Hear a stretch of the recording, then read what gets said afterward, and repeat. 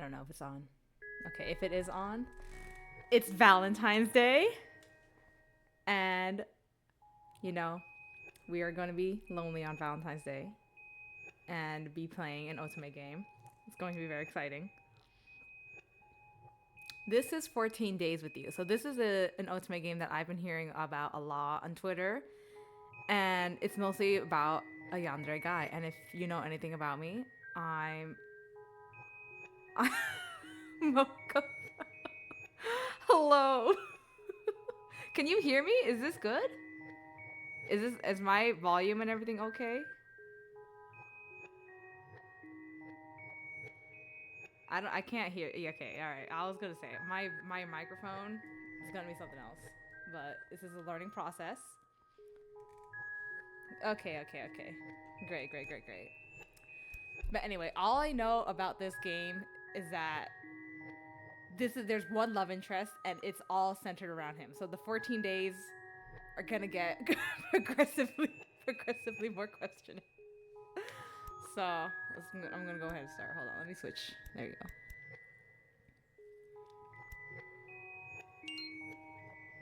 Oh my god.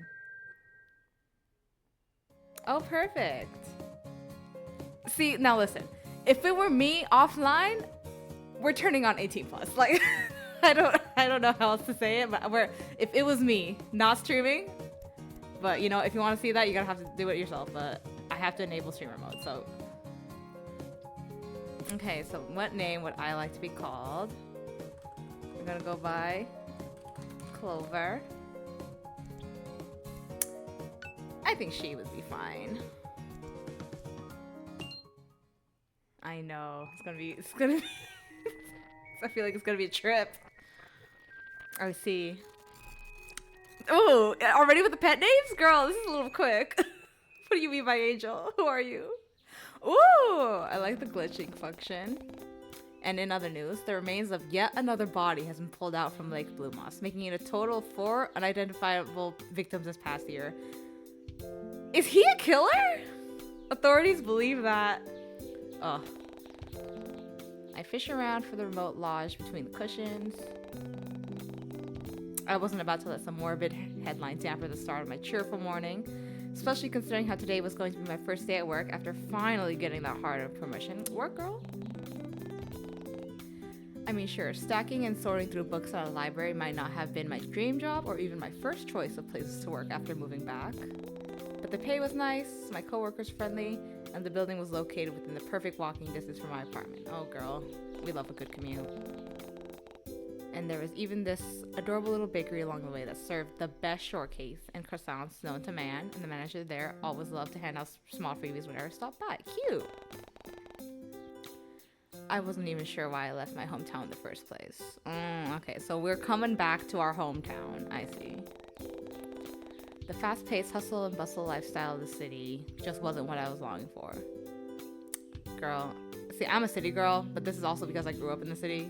So this is where it's at for me. There's nothing like Courland Bay, where everyone felt like a close-knit family and the air smelled like the sea rather than pollution. I get it. And I prefer spending time alone at the beach over visiting shady bars with people I barely consider friends. Girl, real. A notification from Moth, my online friend, pops up, so I tap this on the screen to read. Right. The city might just, it's just more lit. At the country, who knows what's going on at night? What greets me is an adorable sticker of some anime characters giving a thumbs up, as well as a short message that says, "Good luck today." Oh, Moth. Even after 5 years of friendship, curse memes, and late night video calls. That's very cute. Ooh. Oh, you know we have to send this meme with zero context. If you're a true homie after 5 years, you'll get it. Listen, you'll get it. Back a blurry picture of a worm in a bag of crisps with the word "sexy" written in glitter font. Right? They'll get it. Not even 5 seconds past. own cryptic meme of a frog sitting on a slice of bread. See, this is the telepathic communication line that we're opening. The hive mind. Is that butter? They're still typing. Ooh. Latest AOG app. I heard Haruko got an outfit change. Spoil it for me. Did he really change his hairstyle as well? Or was it really just a sorcerer outfit? Oh, yes. Attack on Giants, of course. Haruko is one of the main characters on the TV show. Dude, the mouth pick is interesting, right? Haruko. Let's see if Haruko is a war criminal, you know? He's a sorcerer known for his shy and airheaded demeanor. Nothing like Eren. And as of late, his hairstyle had become a trending topic within the community. What hairstyle did he have? Oh, how fun! Okay. Short, mid-length, long, the same. I know, I'm a long-haired girly. Let's go long. All I know is that I'm not arguing with a man with long hair. Whatever you say, beautiful. How cute. Didn't you say last night that you were gonna head to work at 8 a.m.? Because it's almost like 9:30. Wait. That's a real homie though. When they call you out for the time changes, when they're like, girl, it's 2 a.m. where you at? What are you doing right now? That's crazy. That's a true homie. Moth, we love you. We love Moth. That's so cute.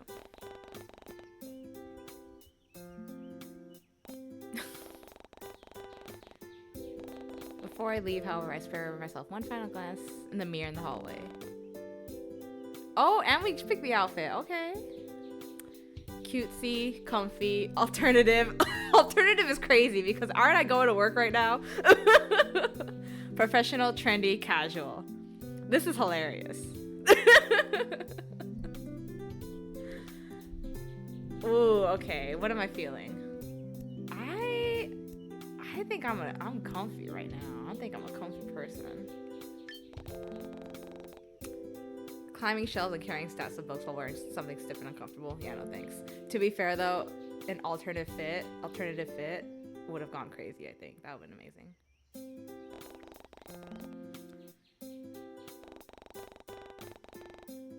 Finally heading out the front door, of course.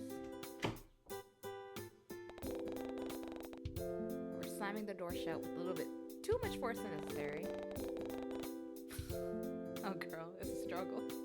And to fight the urge to yell in frustration that is tempted to lock my door. Seriously, won't that lazy bum of a landlord do something about this? Is my door like fucked up? I swear I've complained about this at least 4 times this month. Oh hey there, Violet. Ooh, looking good. She's cute. Practically beams at me while she fishes through her pockets for her own apartment key. Resting on her hip was yet another plod pant, and I found myself wondering where she was going to put it this time. I was almost entirely convinced that her whole apartment had turned to a greenhouse, considering how her balcony was practically filled to the brim. Listen, that's just fresh air in my book, so... Right, exactly. The fragrance that wafted in with the wind always smelled floral and earthy, and it did well to mask the smell of smoke and burnt food whenever I tried to cook. Oh, the struggle. Love the shoes, by the way. The color really complements your aura this morning. Oh, she's cute. You have to let me peek inside your closet someday. I've been looking for some new inspiration lately.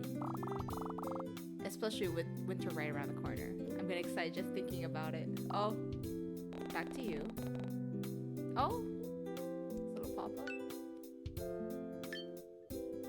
Whoa! How cute! Flora. Oh my god. Oh, the customization of chat. Oh my god, this is cute. Wait. Oh, how cute.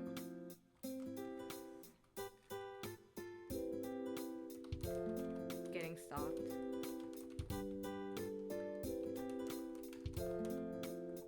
You know what? I was gonna say just girly things, but you know that it works. It works.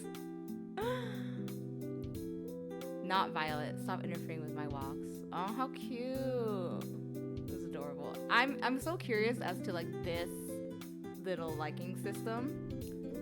This black though, I don't know how to feel about the question marks. I see.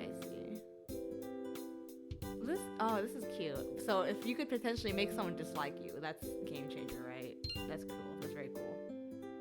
The black circle is scaring me, man. I don't trust nothing with no question marks, okay? Cause this, I don't know about that.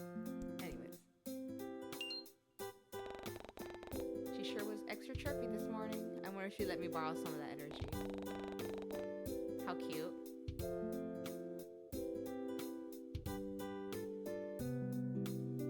Okay, see these are that another plan is giving too passive aggressiveness, not about that life. What exactly are you holding? Nice to see you again. That's polite neighbor energy, you know? You don't want to like go too far in, but I don't know her that well. This is, I'm just trying to get out. What exactly are you holding? Oh, this? It may or may not be another plant I impulsively brought from work. Oh, she's cute. The succulent plant, that's cute. I almost forgot. I've been meaning to ask you this, but when were you going to tell me that you were seeing someone? Me? Huh? A knowing look pulls at her features. What are you talking about? Come on. Don't act like you didn't just have a guy over last night. I saw him leaving when I took Kathy out for a walk.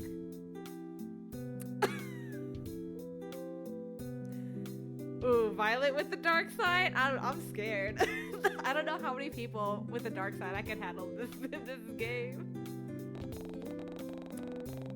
The thought of someone leaving my apartment seemed to set off way more alarm bells. Girl, right? I give Violet a concerned look and she picks up on it immediately. You don't remember? Don't tell me you were drunk or something. Oh girl, oh girl.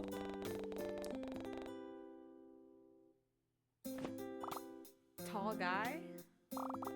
Wearing a dark slasher hoodie? Excuse me? Really into alternative fashion with a crazy amount of belts and loops around wrapped in. Who are you talking about? Ring any bells? No. Last night I was just catching up on some TV shows and talking to my friend. Ooh. Don't tell me that a whole ass man came into my apartment and then like while I was in there and sleeping and fucking left. Terrifying. No one came here. Even if they did, I would have heard them. My place isn't really that big anyway. Really? But I was so sure it was your door. Oh, girl. No. Maybe it was someone else's apartment? I mean, it's always so dark in these hallways at night. Honestly, what is our landlord doing? Girl, write a petition. Would you mind if I check with security downstairs later? It'd give me some peace of mind. Oh, okay. If we bring some cameras into this, then finally, yeah, that's fine. I got some plants to water and ammo straight in, so okay, girl. Good talk. Even if it was kind of awkward. Yeah, telling me a whole ass man came into my room and you know didn't do nothing about it. Sure. See you later. God, everything's broken in this fucking apartment. you need to move out, sis.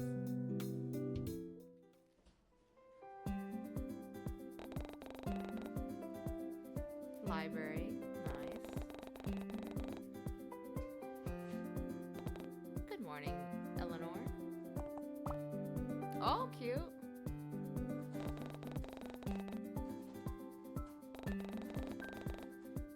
One of the very few people who actually gets the work done, I see. Great work environment. Lovely work environment. Nevertheless, she's charming to work with. That's cute. Where did I... As she shuffles through the various books and stacks of papers lying in her desk. Where did I leave it? Ah, here it is. With the word schedule printed in big bold letters.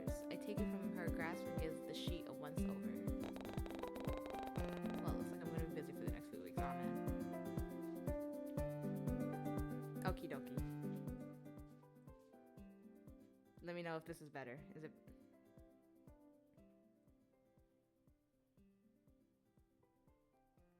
Does this work better? I don't know how loud the game is right now. Okay. Oh. Alrighty, let me know. So, how does it feel to be no longer the one in charge of stacking books all day long? Although you'll still have to work the front desk from time to time though, unfortunately. As I begin to pull out some of my belongings, the front door chimes again.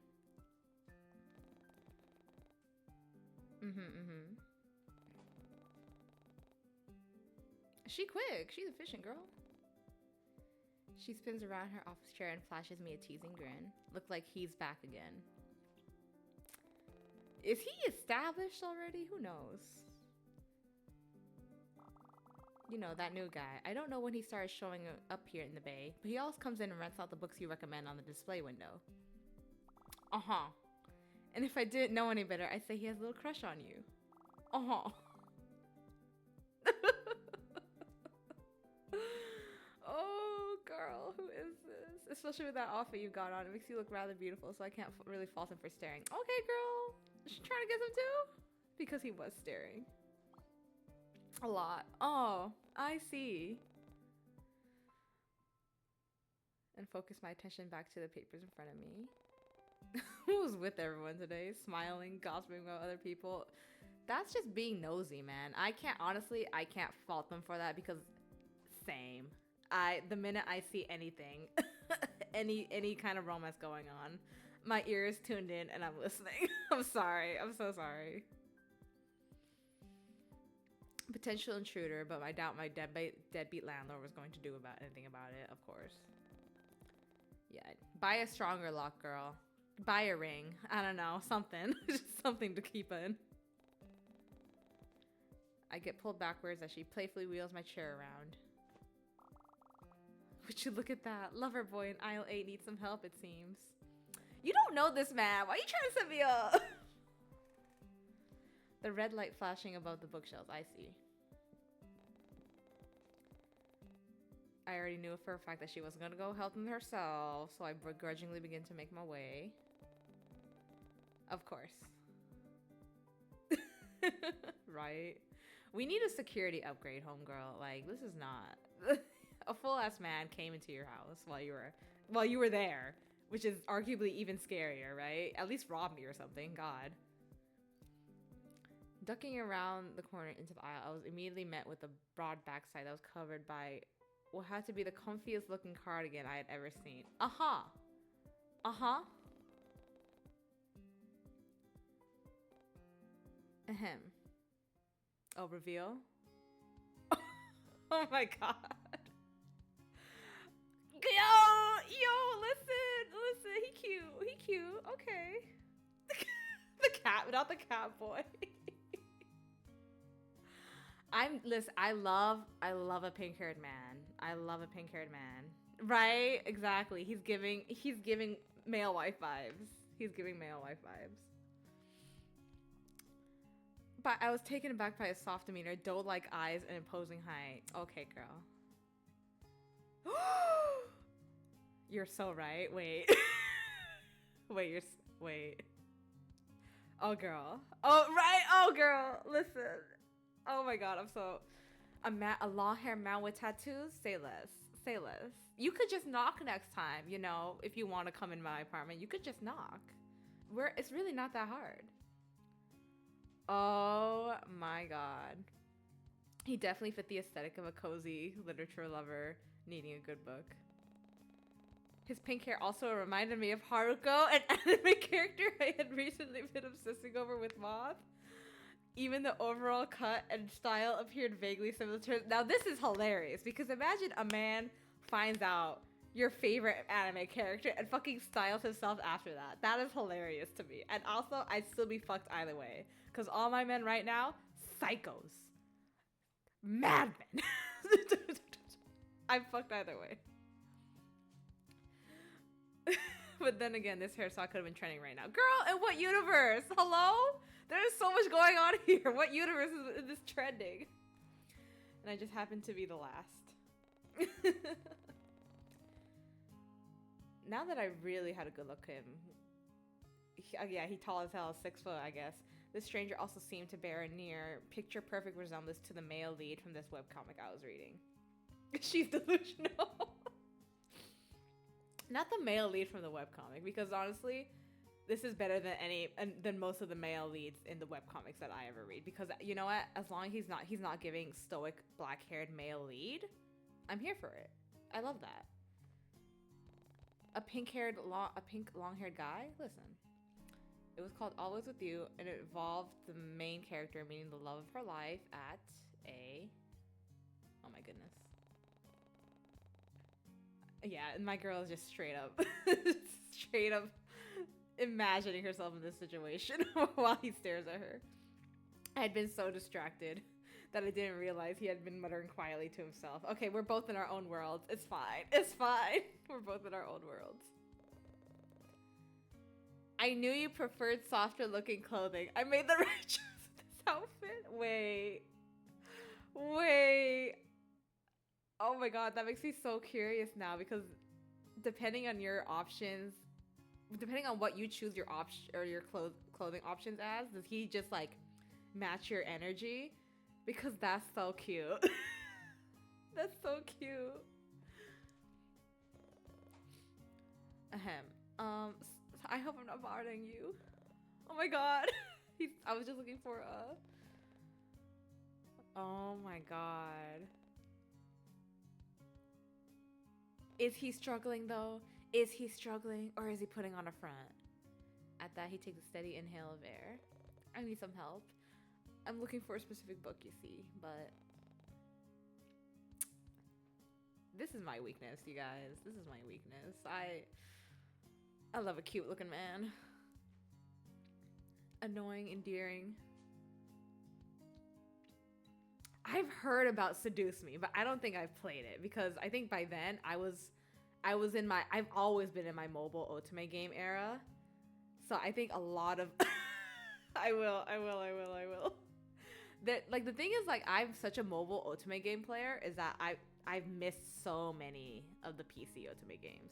Oh, really? Oh my god. I was not there for this, girl. I was not there for that. That's exciting though. I'll have to check it out. He is endearing. No, yeah, I have to get on my PC console otome game list, because I'm so ignorant about it. I have no idea what's going on. Even his mannerisms were eerily similar to Haruko's. Interesting. Yes, thank you, Mocha. It honestly felt like he walked straight out of the anime into this very library. Oh, girl. Oh, girl. See, this is where I want my fictional men to stay in fiction, because anything fictional to IRL is a recipe for disaster. Man, Moth is gonna freak when I tell them about this later. This time with a lot more confidence in his tone and a fire in his eye. Do you have any books on native flora? The best I've found are on generic wildlife, but nothing about coralline-based plants. Okay. Or maybe I'm just in the wrong aisle.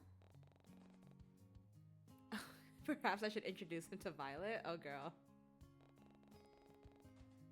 And began scanning the contents of the shelf beside him. Oh. Show no sign. He almost seemed to lean closer and glide his head. Okay. Alright. This is a lot. This is a lot. We're already doing a lot here. No, you're definitely in the right aisle. These kinds of books are just more hidden, I guess. Absentmindedly, I run a finger against the spines of each book until I come in contact with one book in particular. This is the book. Is this what you're looking for? I barely noticed how his blue eyes. Oh, okay. Was it just me, or did he have a glint in his eyes? Girl. both of you to notice that, first of all, number one. Or this tall stranger was just really into nature. I like it. I like how they keep bringing up how tall this man is. Like, because we have no input about the player's height at all. There's no option about that. So regardless of your height, this man just fucking towers over you. I think that's hilarious.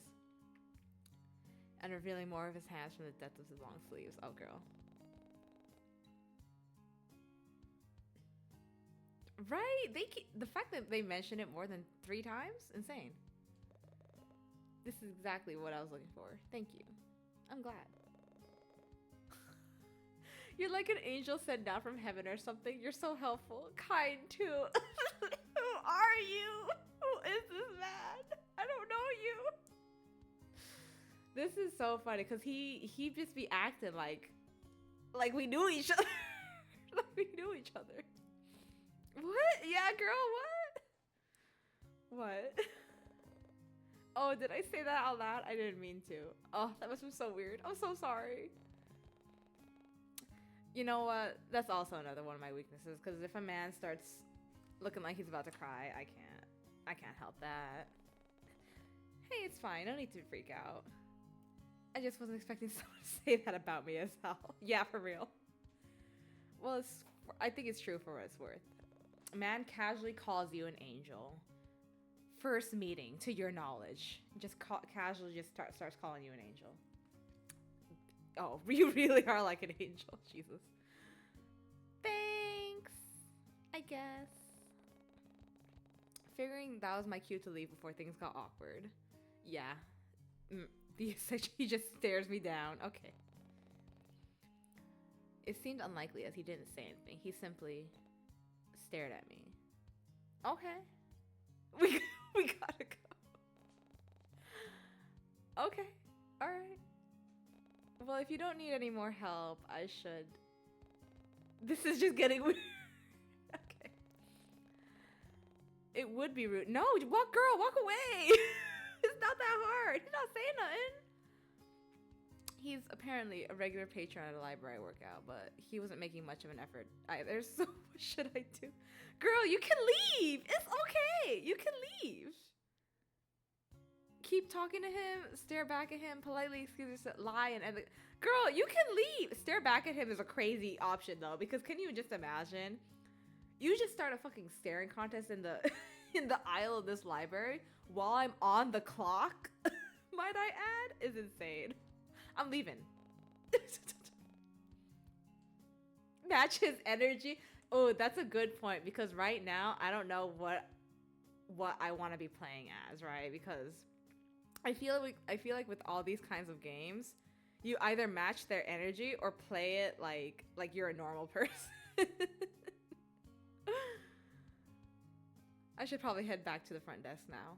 Sorry, but I can't be away from it too long, unless I want to get fired or something. Wait,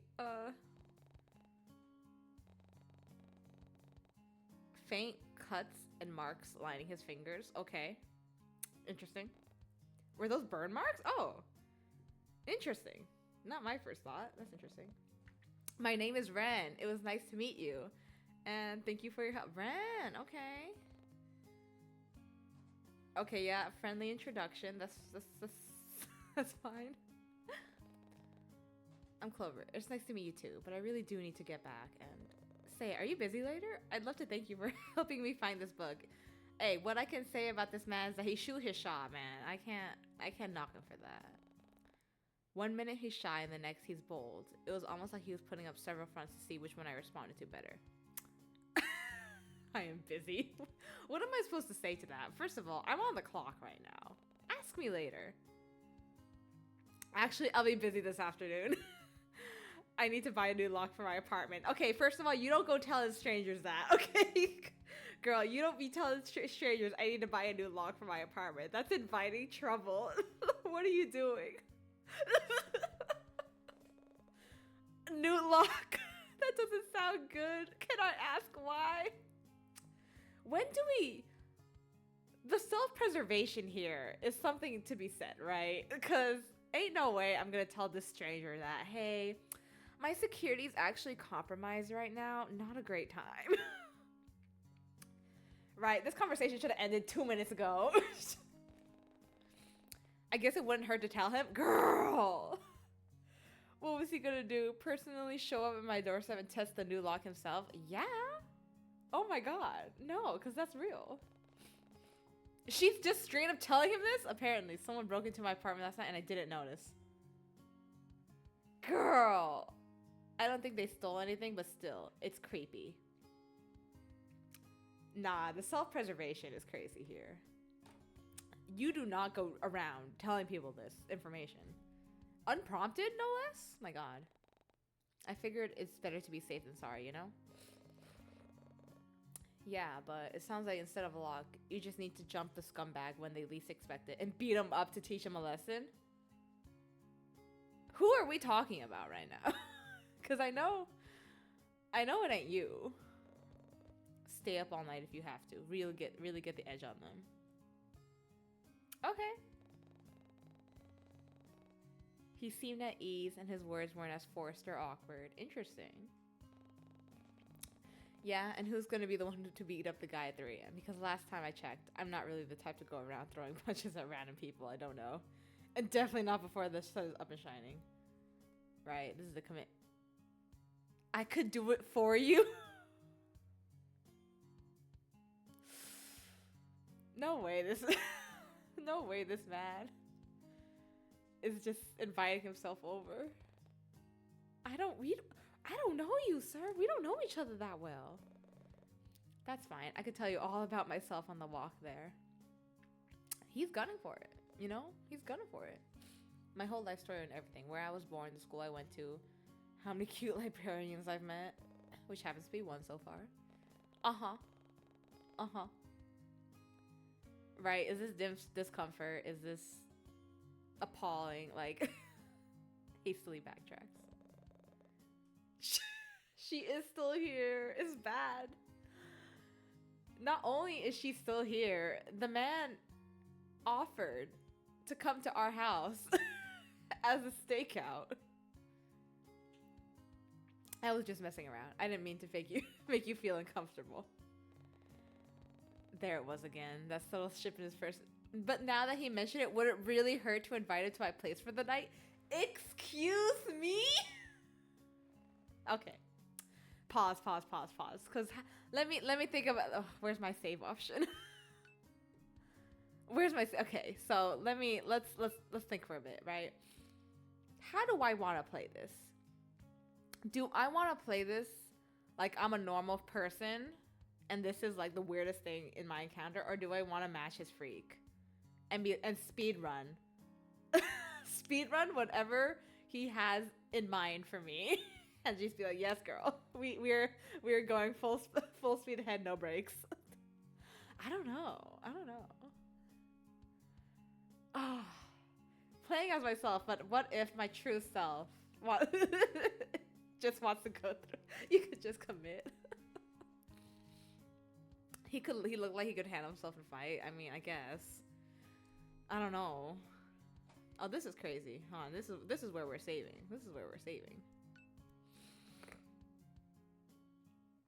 Oh, okay. You know what? I'm spicy. We're inviting him over. Actually, you know what? Would you mind coming over and staying the night? I'd feel a bit safer knowing someone was around. This is hilarious. You actually want me to come over? See, even he wasn't expecting it. Right? Like, when you out-freak him, that's great content. When you out-freak the freak. That's what I'm here for. That's what I'm here to do. I mean, yeah. Sure. Definitely, of course. I know this man wasn't prepared for me to match his freak. I know this man did not come in thinking that I would invite him over for the night. This is hilarious. He seems a bit too eager. If it's not too much trouble, I guess. Oh, hello, girly. There you are. Someone at the front desk is looking for you, and... Oh, sorry, are you busy right now? I can... Great timing. Oh, he is mad. This man does not like that. No, it's fine. I think everything is already handled here, right? I give the two of them a soft smile. If you need more help, I'm sure Eleanor here can assist you. She loves helping others, right? I think I just sent this woman to the wolves. I think I just sent her to the wolves, dude. I don't know. Soon enough, I'm resting. My mind drifts back to the guy from earlier, and I can't help but wonder what happened to him afterwards. He's on her mind, which is hilarious to me. Right? It might be over because he's already in her head. First meeting. Nothing about anything else. First meeting and he's already living rent free in her mind, which is crazy to me. Strange to say the least, I'm sure. But I had to admit, he did seem kind of cute with his oversized cardigan and timid demeanor. Hilarious. He still gave me off-putting vibes. That shy and timid persona that he displayed felt rather forced to me. Huh.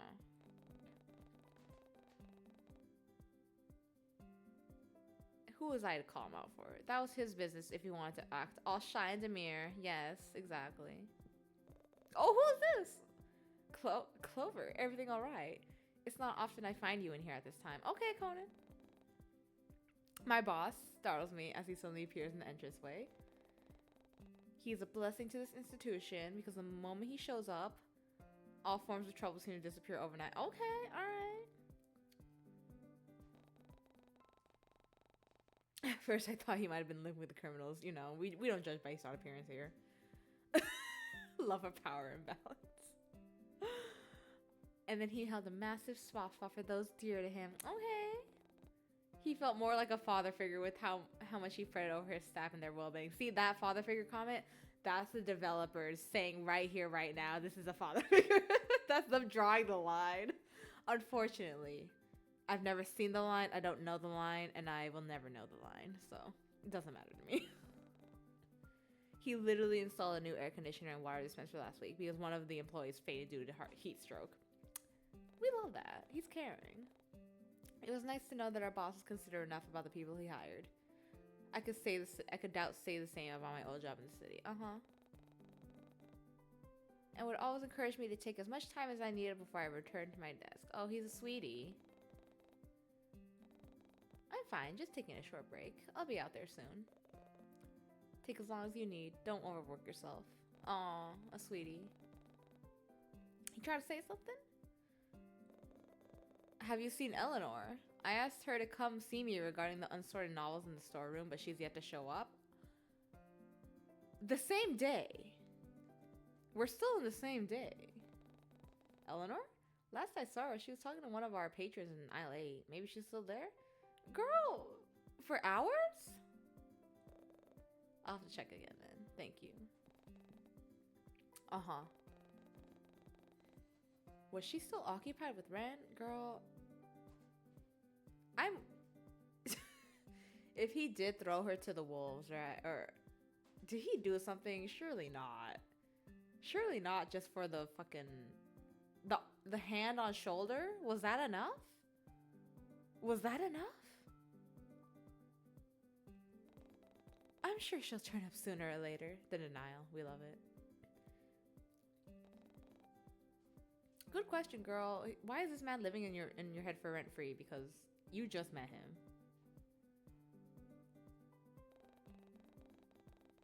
him. Any more pink-haired guys? Haruko aside. I gated from the lounge and meandered my way back to the front desk again. She's still not here. It wasn't like her to leave the reception desk unattended for so long.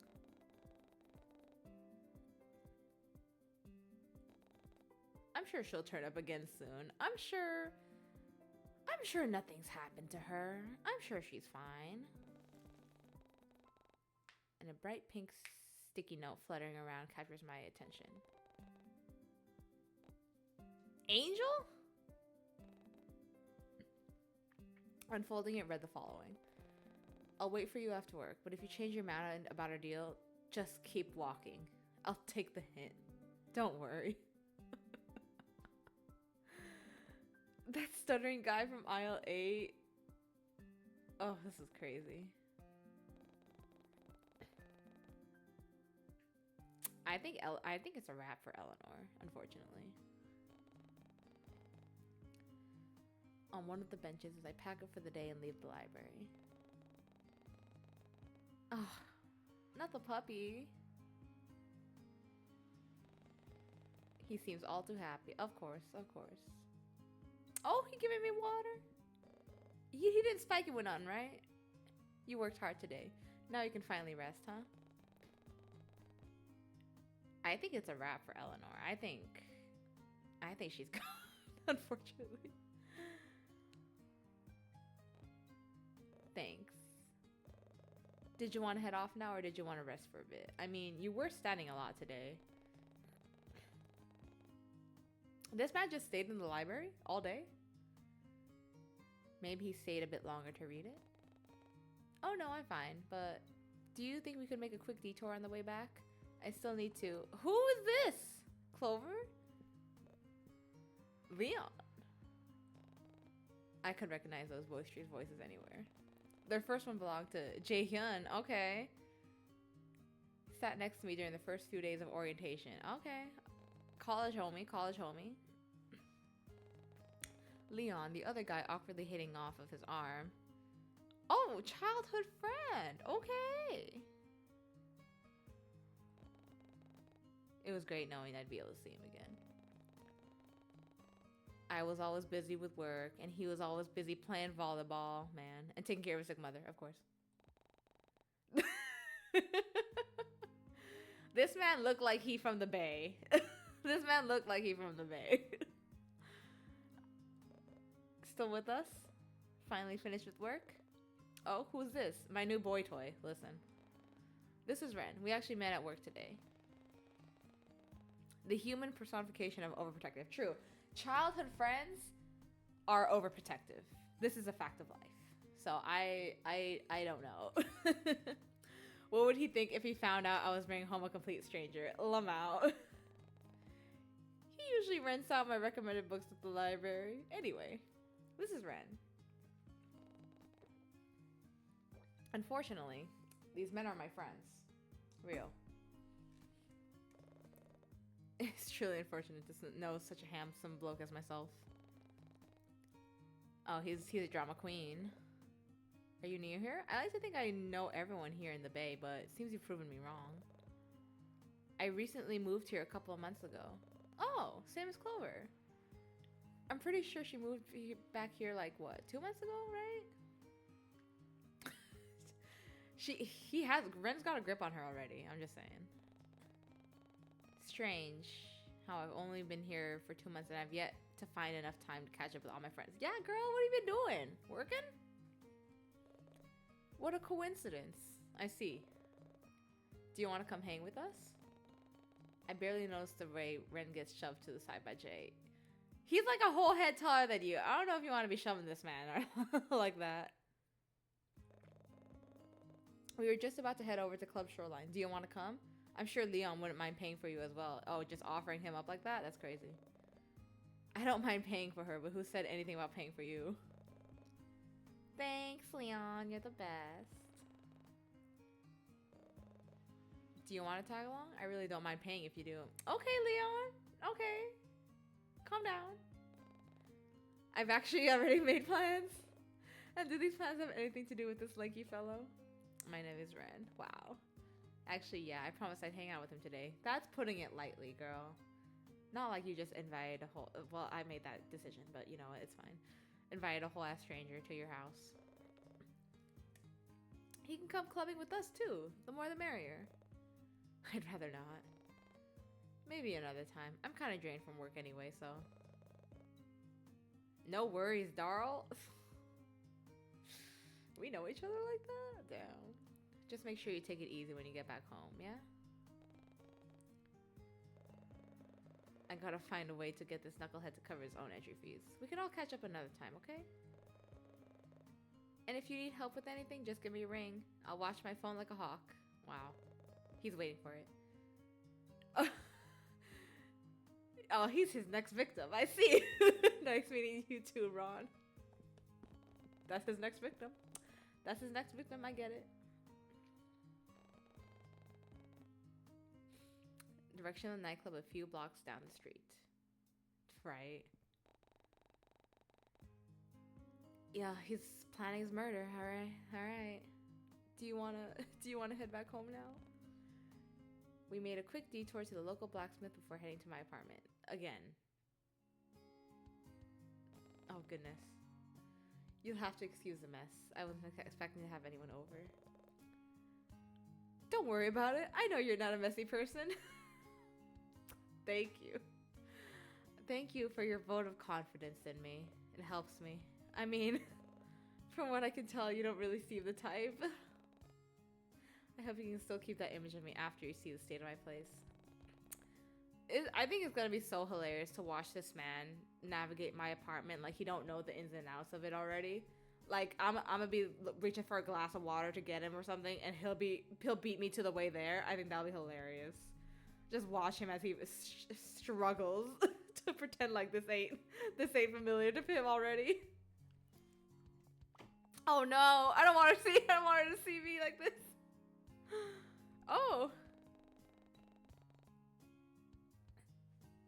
Full yonder, exactly. But she brushes it off with a soft smile and steps outside. Hello again. We seem to be bumping into each other a lot lately. Oh. Who's this? Girl, right question. How do I explain to my neighbor that Ren wasn't some guy I had just met at work today? If you know the answer, great. I don't. He didn't exactly seem like the type to murder me in my sleep.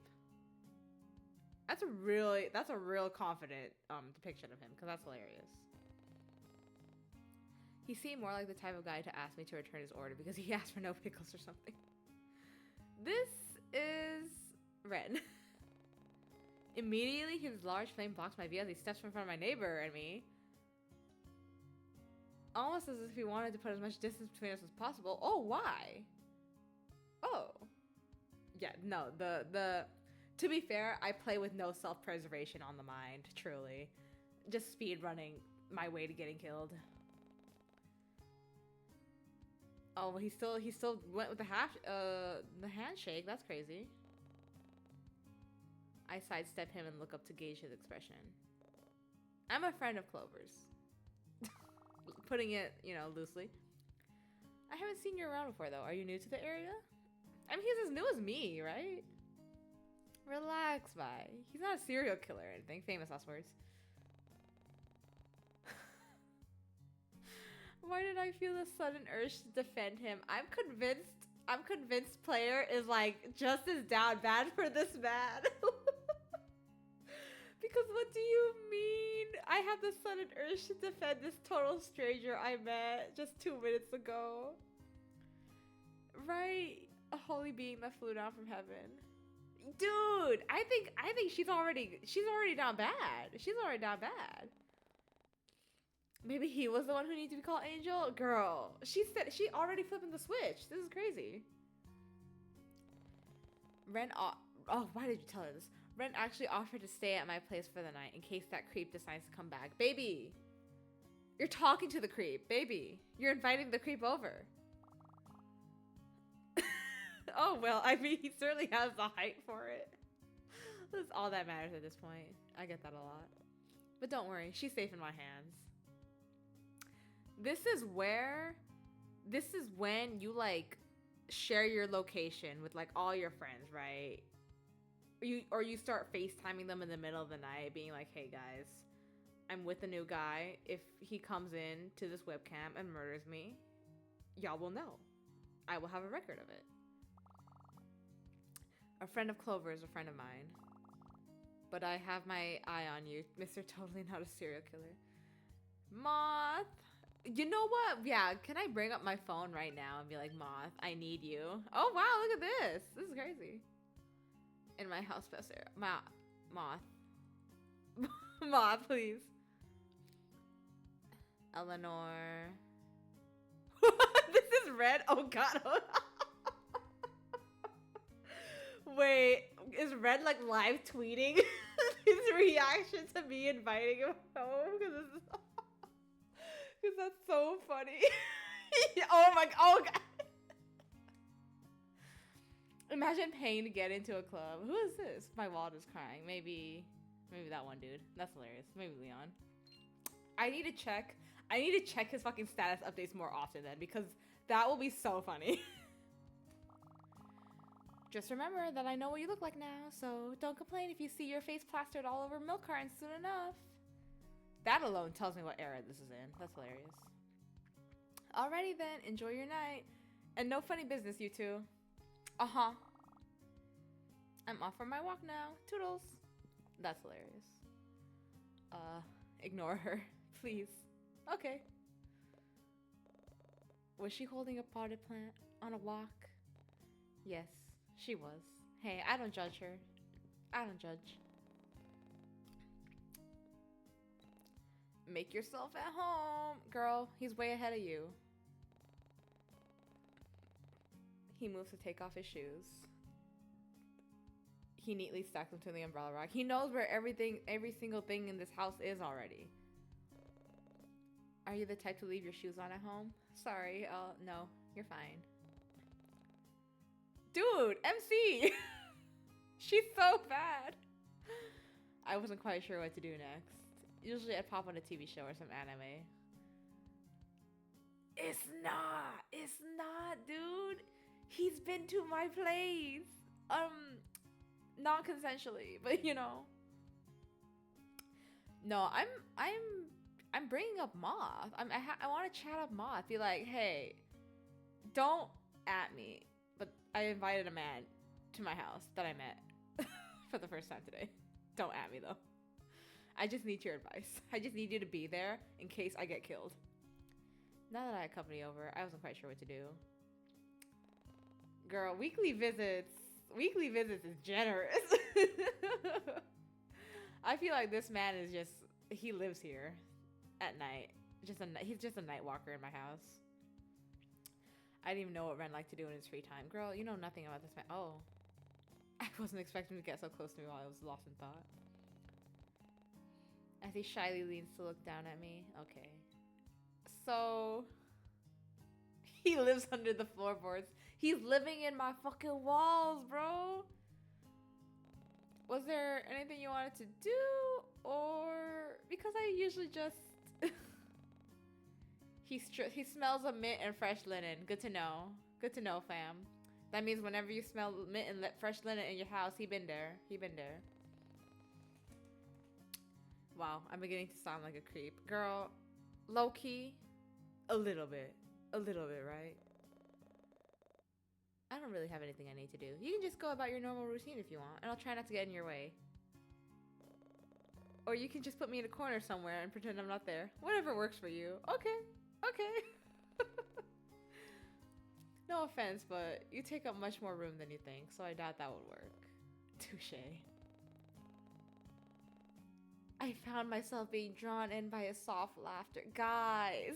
Girl. Was it always this easy talking to him? It's like we were childhood friends reminiscing about old times or something.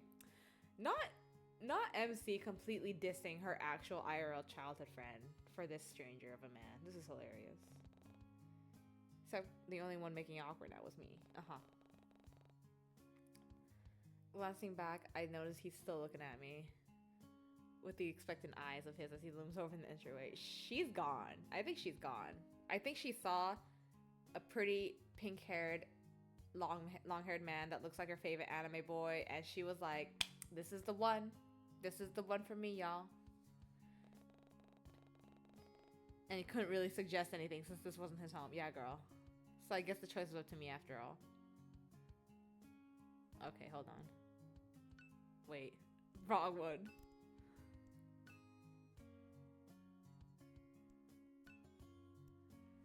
Watch some TV, make a late night snack, so Ray can see you. What do you mean can see you? Suggest getting ready for bed. Ask him to leave.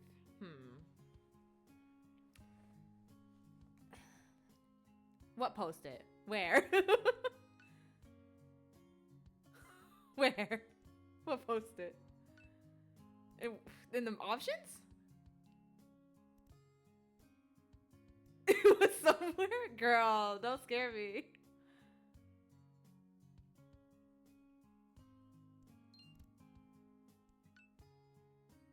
It has to have been here somewhere, right? my god. Okay, well, you keep an eye out, and because I'm not gonna be paying attention to this. Listen, the one thing that would really get me is if they do some like fourth wall breaking dimensional shit, like a la Doki Doki. That would get me. that would immediately have me under lock and key, because I can't fight against that. I can't fight against all that. A post-it in the bottom corner that says "I can see you." Oh. Okay. Okay. Okay. All right. Okay. I'll vibe with it. Anyways, let's make a snack. Cause if I'm not late night snacking, what am I doing with my life, honestly? Are you hungry? I think I've got some leftover takeaway in the fridge that I can heat up. Or we can raid my pantry for some snacks. Is that okay? I don't want to be a bother. Not at all. I'm feeling a bit peckish anyway. Well, alright then. Settling onto the couch with some microwave food and snacks. Besides some B-list horror flick. And to my surprise, I found that Ren actually liked those kinds of movies. Or at least he seems. As the hunt sequence. You know what he's doing? He's taking notes. He's taking notes right now. He's scribbling. See, look, not the music change, girl. I found myself completely enraptured by the suspense and overall chilling atmosphere. Fun. Chasing down his victim, and I watched with bated breath as he stalks his way to the door. Ooh, yeah, he's taking notes. The masked killer knocks on the door before letting himself in. Ever so slowly bending down. Lifting the quilt up. Raising his axe. It wasn't the jump scare that got me, but rather his yelp. Right, why'd you have to do all that? I really didn't think a cheap jump scare would get me like that. And here I thought you enjoyed watching these kinds of films.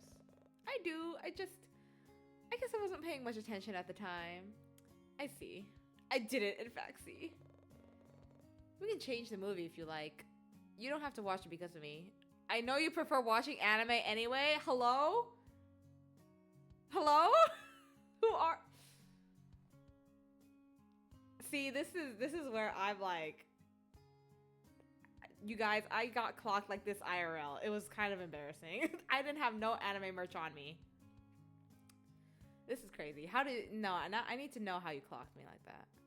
Nah, I don't mind watching some scary movie if you... Huh? How did you know I liked watching anime?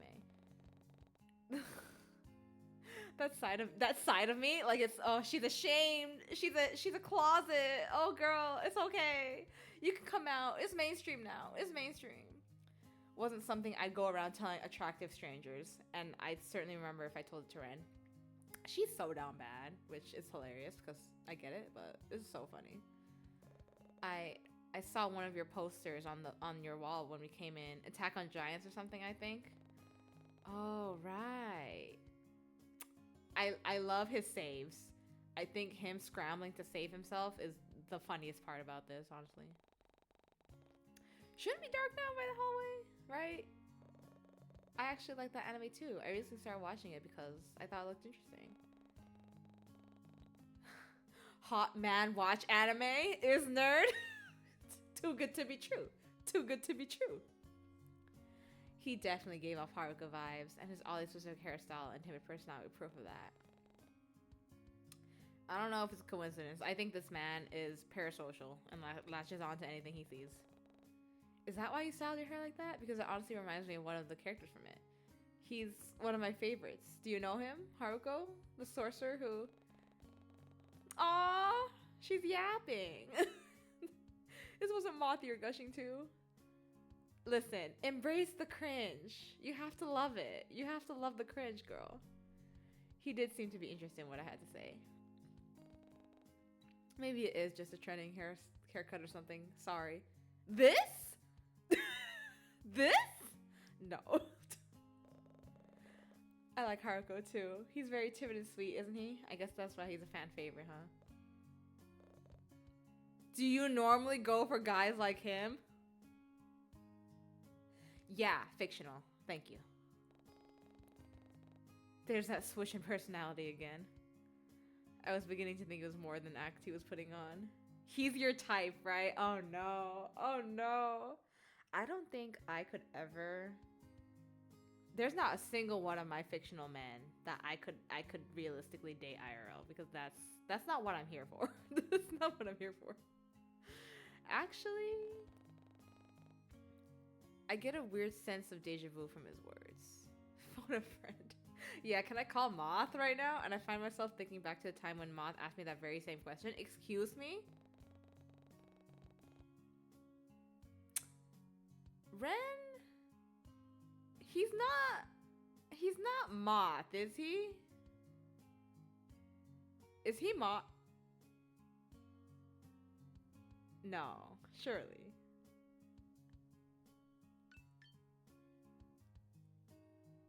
No, surely. Surely not. Surely not. Surely not. But my interests were ever changing depending on my hyperfixations. Real talk, girl. Oh, but you asked about my hair, right? I guess it does have something to do with Haruko, but at the same time, not really. I chose this hairstyle because of other reasons. Okay? You gonna let me know? Oh, he's eepy. Tired? I can go get your bed set up now if you'd like. Just give me a second to pull out the air mattress. It's fine. I don't want to be a bother. I can just sleep on the floor or something. I really don't mind, honest. Yeah, he's probably gone through worse. It's fine. But I have timber flooring? Seriously, don't worry about it. It'll just be 2 seconds. This man too big for the couch or what?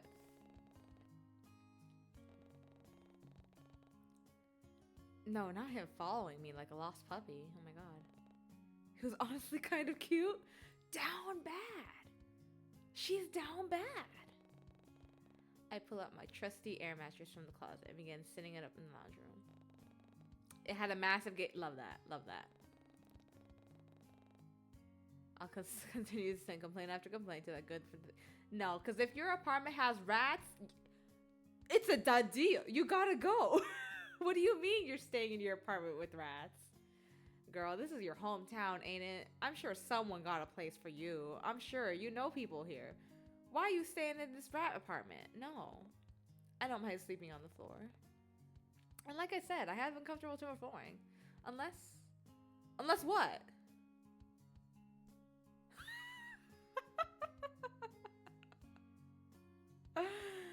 Oh, you guys. Oh, you guys. Okay. What do I want to... This is hard. I need to make up my mind of how deranged I want to be truly. Let's play it safe. Let's play it safe for now. I don't know how tall you are, but surely. I'm going to be known as the rat girl now. I'll never be able to show my face. The couch is fine. What is with this man? You gonna take the floor over the couch? He doesn't seem fazed about the rats after all. No, it's okay. I'm the one who asked you to do this favor in the first place, so I owe you. Interesting way of thinking about it, but okay. After said, if I wake up in the middle of the night and this man is like looming over me, it's over. I want to let you know right now. It's gonna be so over if he's just looming over me like a night terror, like my sleep paralysis demon. After setting up some blankets and extra pillows for my room, I showed him the way to the bathroom in case I needed to go and bid him good night. Returned to my bedroom, I awkwardly looked around my room as if I was a guest in my own house. Yeah, it didn't feel awkward, but knowing that I had brought home a complete stranger still didn't sit right with me. Just know that off stream, I will be going back and choosing stay in the bed because I need to see what that's all about. But still, Ren shows no signs of wanting to murder me in my sleep. And Violet did meet him before he came inside. Your standards are so low, girl. What do you mean no signs of wanting to murder you in my sleep? What if it gets... No, Mocha. What if it gets spicy? That... I can't be streaming the spice like that, girl. I don't know how spicy it's gonna get. So maybe this wasn't so much of a bad idea after all. She is deluding herself. I somehow felt safe in his presence, and even though we had just met, I felt like I could trust Ren long enough to leave him unattended in my lounge room. That's a bold-ass decision. Okay. I wonder what tomorrow will bring. Okay, don't be looming over me like a... Yeah, sure. Don't be looming over me like a night terror. Okay. It's the next morning. We survived. I don't know what the fuck he was up to in the living room area. Do I want to know what he was up to in the living room area? Personally? Not really. I think I'm okay. I think ignorance is bliss. Was he still here? LOL.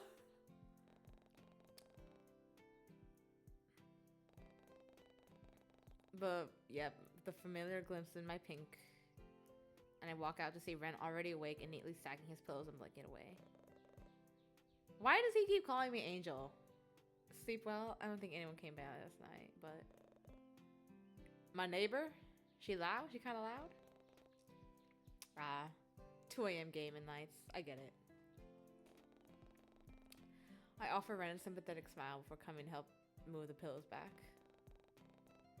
I usually don't mind since I'm also awake at that time, but I forgot that you'd be able to hear Violet from here as well. Oh, it's no trouble. It was odd to hear at first. She doesn't really give off that vibe, you know? Yeah, I get what you're saying. She really isn't type 2. Oh, he hungry. Aw. I could make out the faint dark circles under his eyes and immediately start to feel bad. He did not sleep a single wink. Was he live tweeting about this too? Not yet. I'm 100% expecting him to have like a private Twitter account where he just puts all of his deranged thoughts and he's like, you guys scored entry into her room consensually. So he was hungry and he didn't get much sleep. Man, must have been rough. I had to make up for this somehow. I'm not hungry or anything. Oh, baby. Why don't I make us something to eat? Oh, it's okay. Don't worry about it. I don't want to be a bother anyway. Actually, why don't we go out for breakfast instead? I think that cafe by the pier is open to the public now. Ooh, we should check it out. The Driftwood Cafe. Okay. Taking him out for breakfast, the least I could do to show my gratitude. He just slept here, girl. He did make sure that no creeps broke into my apartment again, and he did it all without expecting anything in return. Honey. I think she is. She is dating him at this point. Honey, the creep is in your house. What are you talking about? Let me just get dressed in. I'll be 2 seconds. Take your time. I'll just wait here. Leaving a man unattended in your house again. But sure, whatever. A nice little walk, Yeah, we're on a date right now, basically, right? I mean, not the pink-haired man subtly sneaking side glances. He's practically itching to reach out. Hello? Hello? Not the... Oh my god, not the hold hands. The weather's nice today.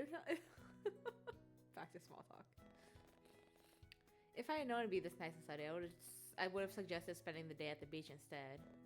Yeah? We could go for a swim or even check out the rock pools. It's been a while since I've been there. Oh, that does sound fun. Oh, shit! Clover. Only to find Leon running up to me with a sports bag full of what I assume to be his volleyball gear. Sunfish, it's good to see you out and about this early. I was just on my way to the beach to meet up with Jaehyun and Teal. Teal? Want to tag along? And hey, it's Ron, right? Nice to meet you again, buddy. Next victim, my childhood friend. Oh, it's Ren, actually. Sunfish! He's focused on all the wrong things here, man. Huh? Oh, yeah. Sunfish is a cheesy nickname Leon gave me when we were kids. I don't really get it either, to be honest. So, Sunfish and Ren, was it? Sorry about that. I'm not too good with names. Faces too, it seems. But hey, it's good to see you both again. Doing anything exciting today? If not, you can tag along with me and Angelfish and I. We're about to go on a date, actually? Oh, girl. Angelfish? A date? Dude, he has his own narrative here. This is hilarious. I don't miss. Oh, now he's possessive. For what? I don't know. Suddenly pulls my arm closer to his side, nor the way he clings onto me as though suddenly I disappear. You're going on dates again? Good for you. I'm glad to see you're coming out of your shell again. Take good care of her for me, won't you, bud? Oh, interesting.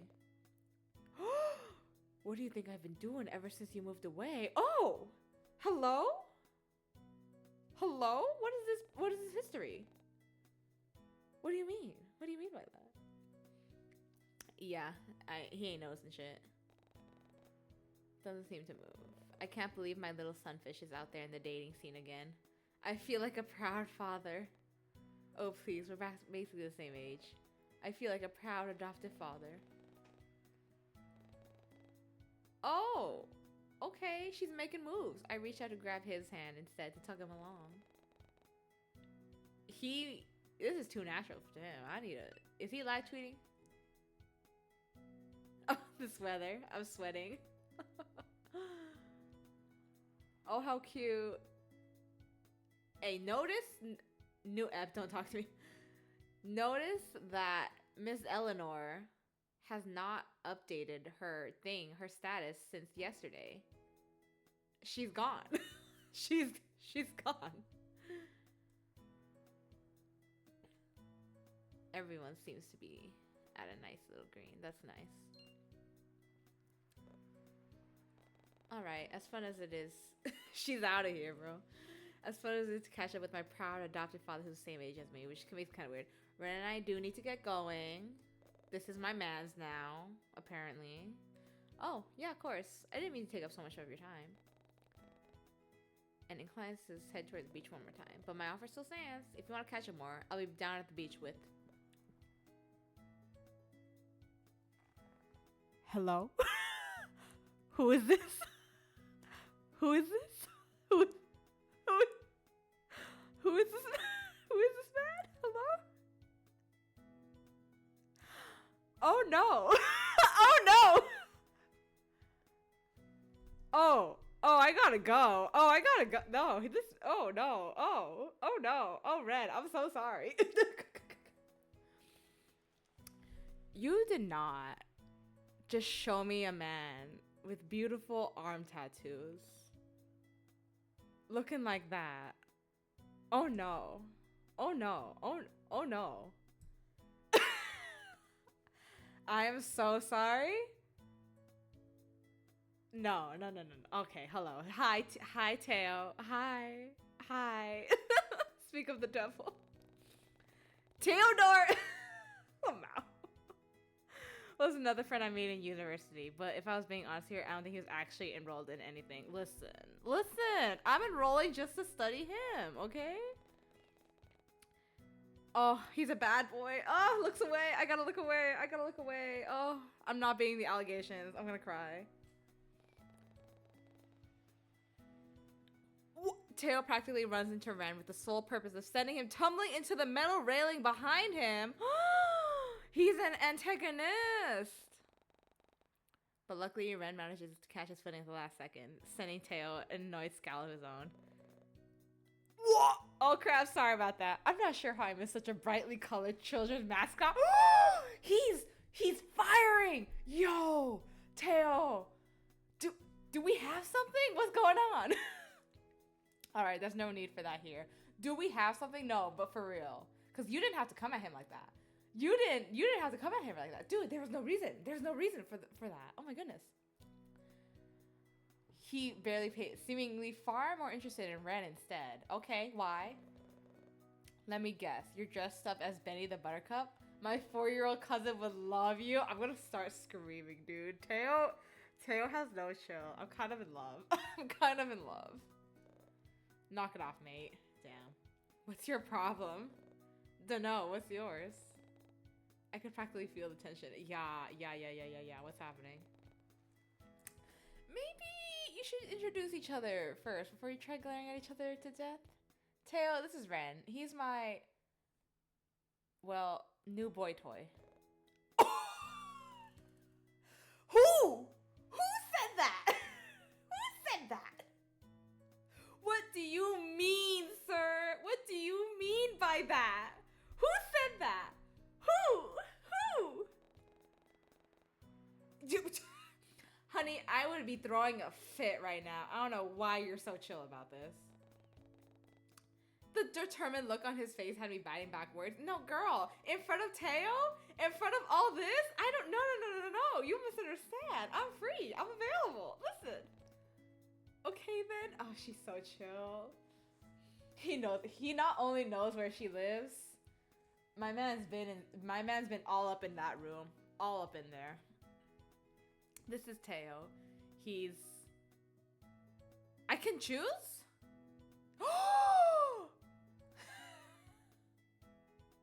Y'all.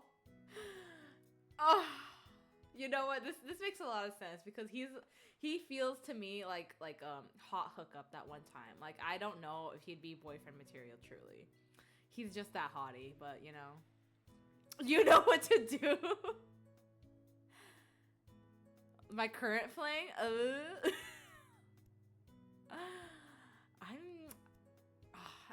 listen, he's giving me X. He's giving me X that he like does a booty call, like, you know, randomly in the middle of the night. He'll just give you a booty call and then you're like, you know what? I can't say no to all that, right? But fling is also good. That's he might kill him. I think if I say fling or ex-boyfriend, he will die. And I want to keep Teo alive. That's the thing. I want to keep Teo alive. I've never seen this man in my life. It's really funny, though. I think... I guess I can play it safe because I want this man to live. If I lose eye candy this early on in this game, I'll be very sad. So I'm gonna say he's a friend who may or not be friends with benefits, but we leave that part out. We leave that part between us. You consider us friends? That's real cute. Okay, this man. Are we not friends? You always used to show up to some of my classes at university. Which was weird because I'm pretty sure we studied different things. Okay. Maybe I just wanted to see you. Okay, alright. I don't know. I don't know if I can keep fighting this man. He's too hot. He's too hot.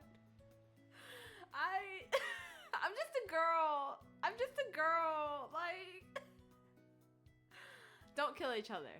Don't kill each other though.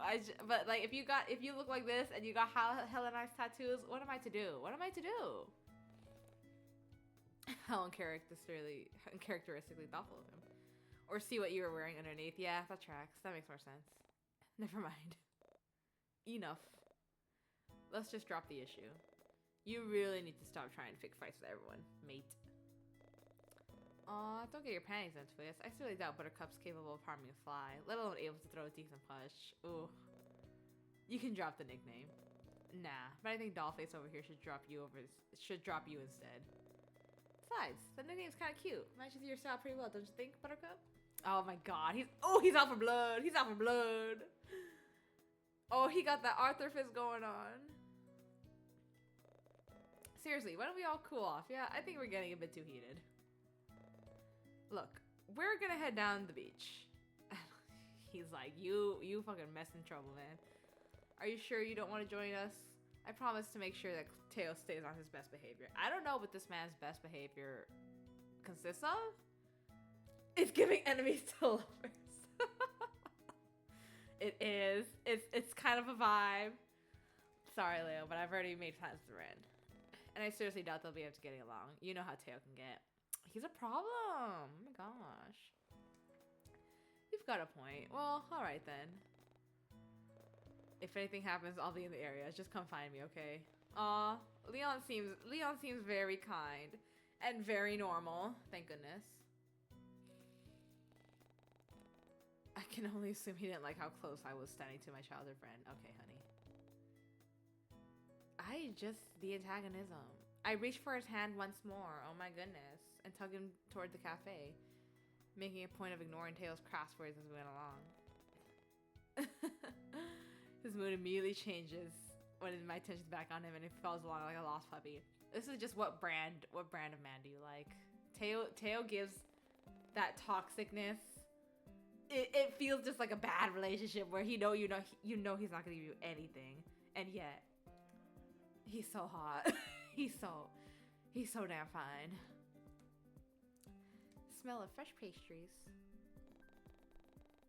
Oh, cute. Pulling me from my thoughts, Ren ushers me into one of the empty tables before he goes off to make an order.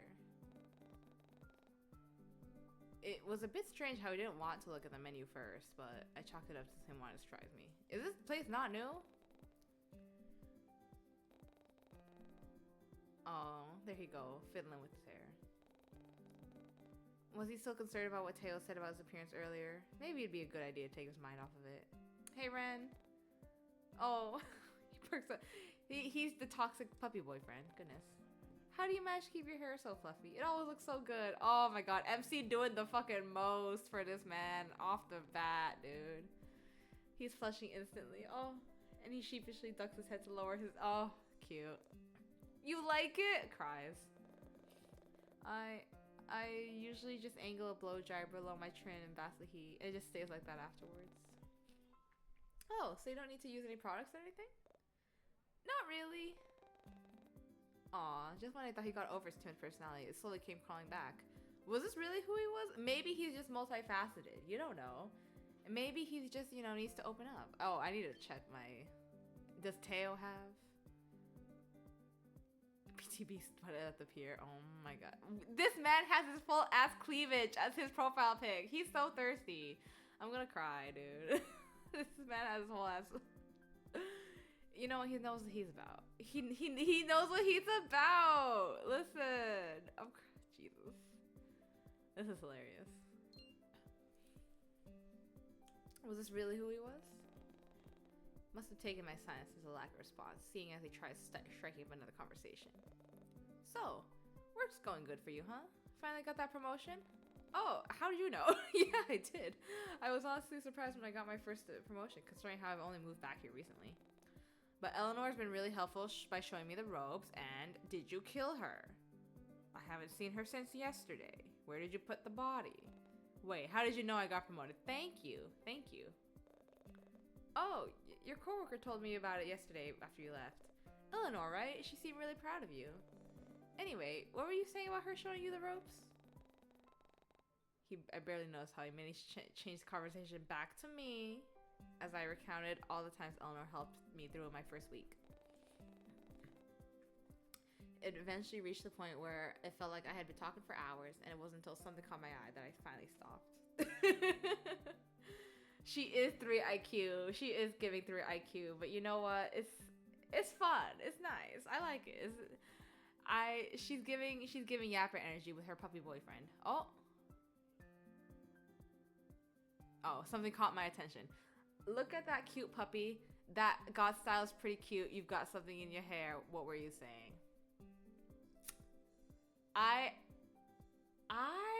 Ooh. You've got something in your hair. It's like the clear setup. The goth? I want to see the goths just so this man can switch up on me, right? I want to see this man switch up on me. I want to see it. I want to see this man switch up on me. God style. He also glances out the window and follows my line of sight before landing on the person walking by. Darkened, not tropic. Darkened head to toe with heavy makeup, platform boots, and clothing you'd only find in stores in not tropic. And the impassive look on his face made me curious. I mean, I think goth is originally his style though, no? Because when Vi was talking about the guy coming out of my apartment, she was describing like a goth ass man with hella belts, hella loops, whatever, a slasher jacket. So I want to see him return to form. I want to see that return to form, Ren. Listen, don't let me stop you. Don't let me stop you. I want to see your true self. I want to see it. I'm excited. It is kind of cool. Do you like that kind of style? Because I always thought you preferred something softer. Order 25. Oh, that's us. Wait right here. I'll be right back. Listen, I want to see. I want to see your true self. Seeing Ren tower over most of the customers who are waiting in line. Okay. Even the cashier herself, who seemed to be at least 6 feet tall, had to crane her neck upwards just to look at him. What is this scaling dimension? Why is this man 7 feet tall? Hello? Ren was already on his way back with a large tray full of delicious food. He seats himself back with a pleased smile and begins to lay out the dishes in front of me. Oh, this is my favorite? What? Ooh. Ooh. Ooh. I'm a scone girl. Immediately. I'm a scone girl. A delicious looking scone sits next to my beverage, and I almost heard my stomach rumble at the sight. How did Ren know that this was my favorite thing to order? Uh-huh. Granted, I've been to the cafe before, but this was usually what I'd order at any other cafe. It was honestly like he could read my mind. Love this for you, girl. I love this for you. And what was even more mind-boggling was that he didn't even need to look at the menu beforehand. Oh. It was like he just knew. Don't forget your drink. Ren shoots me another gentle smile before placing my drink before me. No way. The drink he placed in front of me, it was, now what is this? Cup of coffee, a steaming latte, can of soda, a fruity smoothie. I mean, anything will do. I'm gonna choose a smoothie. Ren ordered my favorite smoothie, just like the ones I usually bring on my way to work sometimes. I hope this is okay. Unfortunately, this cafe doesn't really have much to offer, judging from the menu I saw online. Ah, so that's why he knew how to order. I even tried asking for napkins earlier, but I don't think they heard me. With your 7-foot ass? Maybe I should try again. Aw. I know I almost felt bad for him, but I also felt grateful for ordering me something that I'd normally eat at a cafe. Oh, what did he order for himself? Yes, tell me. On his plate sat a strawberry sweet roll alongside a cup of coffee that was an alarming shade of black. Ah. It's always the black coffee. It's always a point of contention for characters. To be like, I take my coffee black. I ain't no little bitch. Do you want my meal instead? We can swap if you want. I don't mind. This was supposed to be a date, right? This girl, MC is just so funny because she really just heard this man full ass say, "We're on a date. I'm her boyfriend," and she didn't say a damn thing in contention to that. She was truly the definition of going with the vibes. And I respect it. I really do. I really do. That's okay, but you could offer me a bite instead. She's not only going along with the vibes, she's indulging. She's entertaining him. She's on board. She is fully on board. This isn't even a question no more. Ren almost seems to combust on the spot. His cheeks turn red and he almost chokes on his own spit. Oh, he doing it. As he brings his fork closer to me and not wanting to be seen as a coward, because now you've thrown down the gauntlet, girl. I lean in to take a bite. He seems hyper-focused on the way in my mouth. Okay, homie. It's yummy. Try some. Oh, you know this man's going crazy about this indirect kiss. You know he's going insane. Before scooping up yet another small piece and taking a bite. I decide to take pity on him and not tease him for it. She's playing the game, like, at this point. Ooh, we decided to do a bit of window shopping to pass the time. I love that. I had nothing else to do for the rest of the day, and Ren seemed insistent on spending the time with me, so I agreed. Going out and about. One store in particular catches my eye. Ooh, oh man, this glitch text is so cool. In one of the display windows, I spot this little cute rabbit plushie in the style of Haruko's likeness. I mean, it even came with a limited edition sorcerer outfit and everything. Oh, it's time to cop it. Who is this? Oh.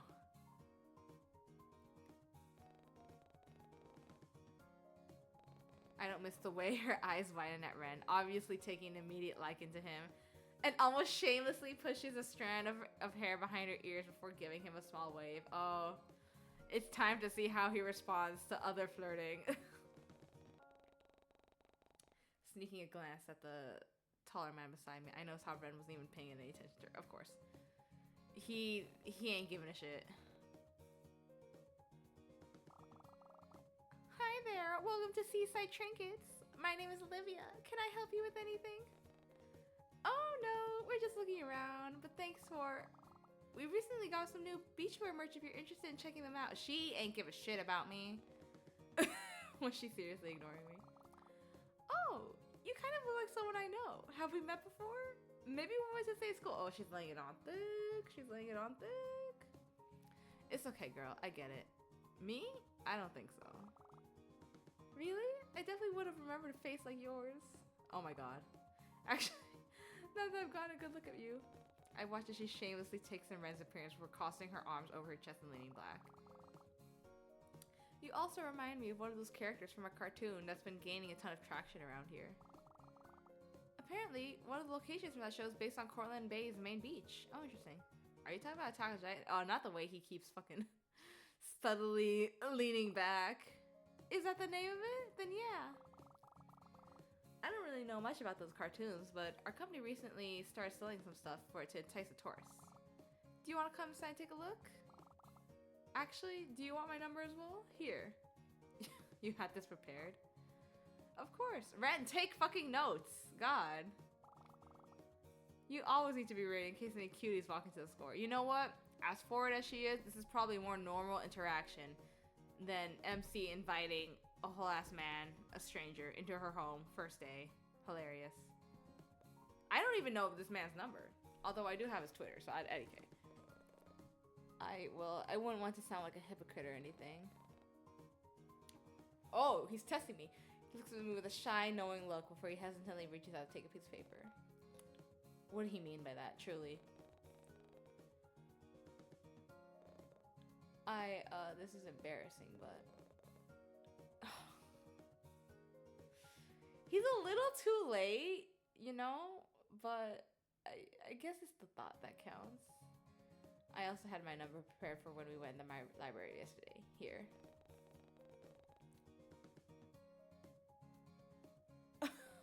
Huh? Maybe we could prank call her later. That'll teach her not to give her number out to strangers. But isn't that what you did with me, Ren? But I haven't received any prank calls from you, though. Don't jinx it. Oh, right. Sorry. Anyway, now that you've got my number and I've got your attention, I think it's only fair I show you around the store. I don't do this for just anybody, you know.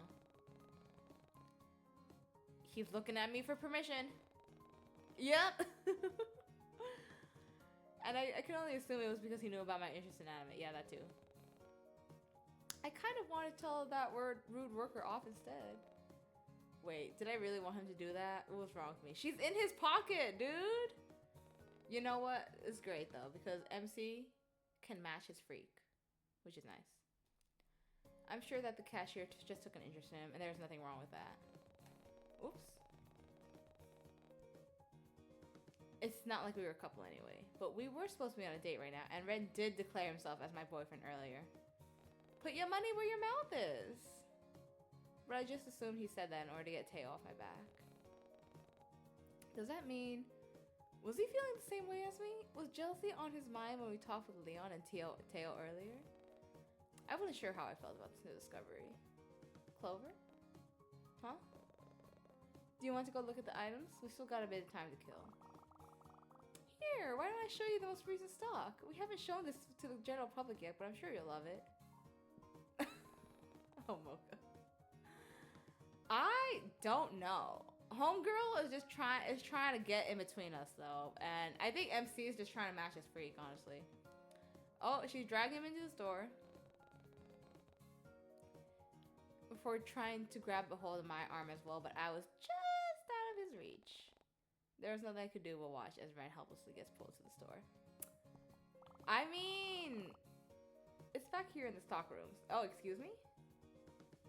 She is cute. She is cute. She is trying to home wreck a home that's not even there yet, but you know what? I respect it. Usually we don't allow customers downstairs, but you're hot, so I'll let you sneak a peek. No, actually, I'm good. Don't worry, we won't get caught. I'm sure your girlfriend won't mind if I borrow you a bit. Whoa, whoa, whoa, whoa, whoa, whoa. That's crazy. That's crazy. It's one thing to hit on a guy you think is single. It's another thing to hit on a guy in front of the person you assume is his girlfriend. Because now she's just bold. Now she's just crazy bold. And honestly, that's crazy. I'll even throw in some of those cartoon stickers for you. Surely that'll make it worth your time. The way she sensed them, it felt a little excessive, and honestly, I wish Brent would turn around so I could gauge his reaction. But instead, he leans in close to her face and whispers in a hushed tone that I could barely hear from my spot outside the store.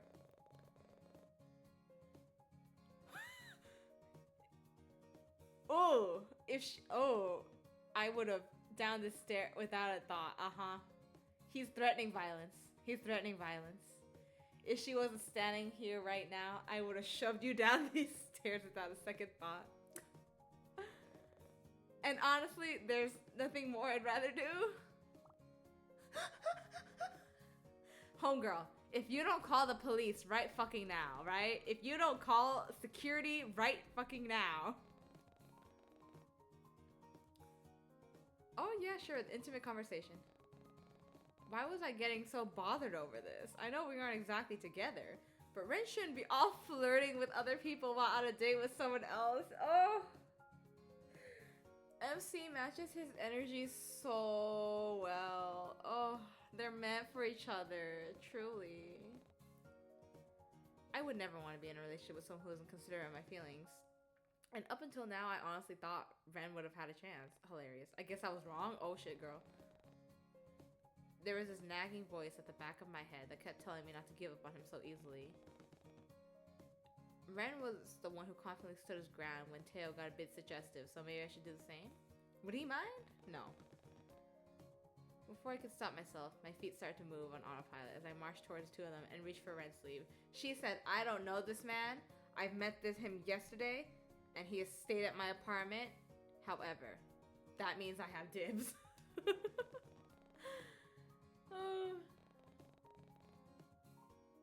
Turns to me with a relieved smile on his soft features. I don't really have any interest in the store. Can we go somewhere else? Yeah, of course. Wait, hold on. Call security. Olivia, call security. Before we go. And just like that, he's already guiding me out the store and back onto the busy street. Hilarious. I still couldn't get my mind off of what happened earlier. What if Ren was interested in her? Girl! She could not read body language. Granted, he probably shouldn't have blatantly flirted with her while on a date with me, but he wasn't exactly the most confident guy. Are we seeing the same man right now? Would he still be able to talk to her again if things didn't work out between us? This is so funny. Maybe they're both on the same narrative, honestly. I think they're both on the same page. Like, I shouldn't be thinking like that. I noticed how he didn't really look all that upset about leaving her. If anything happened, he seemed rather content to be walking down the street with his fingers entwined with mine once more, of course. She's in his pocket. She's in his pocket now, man. Maybe I did make the right choice. Oh my lord. Most of the conversation was geared towards me and my interests again, but every time I tried to learn more about Ren, he only seemed to divert the conversation back to me once more, But the more I focused on his odd behavior, the more I began to pick up on his social habits as well. I learned that he would suddenly pick up the sleeves of his cardigan whenever he got nervous, or how he'd scratch at his jaw whenever the conversation strayed down a path he didn't feel comfortable with, His little quirks told me more about himself than the dead-end conversations that only led back to me. And I was content with knowing more about him than I did yesterday. Again, girl. Low-ass standards. This man don't tell you a single thing about his own life, but she is just going off of crumbs, and that's enough for her.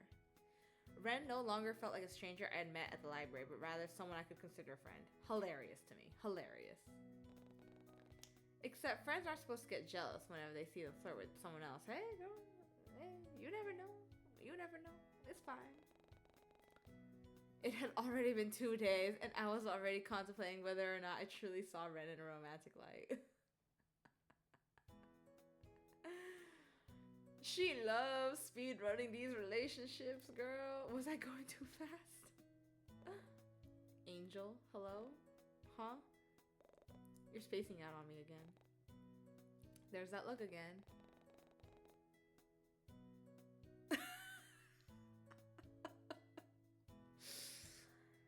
I think this MC is hilarious, dude.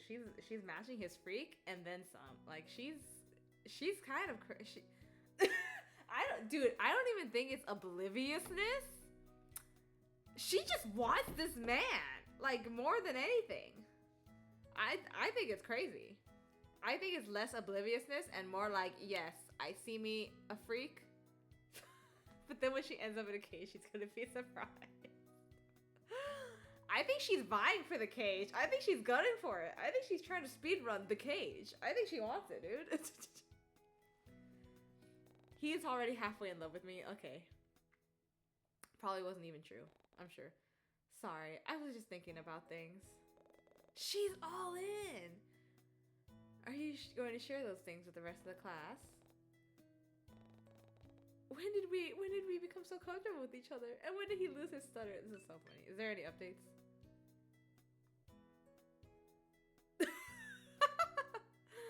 Oh, we get Olivia here too. The tits on that man. Holy moly. Girl, real. It's nothing really. Maybe a bit embarrassing, but well, I was wondering, how do you feel about my sentence gets cut short when a drop of rain lands on my cheek? Oh, it raining? Oh. More droplets fall down until it's all but pouring rain and forcing everyone in the area to find comfort. Over here. Pull me under an awning, shields me from the rain with his body. Ah! And I couldn't help but feel tiny with the way his arms cage me in as he rests them against the wall. Hilarious. Ooh, give me CG! Oh my god! Oh no, not the Commandant POV! Help me! Help me! Oh my god.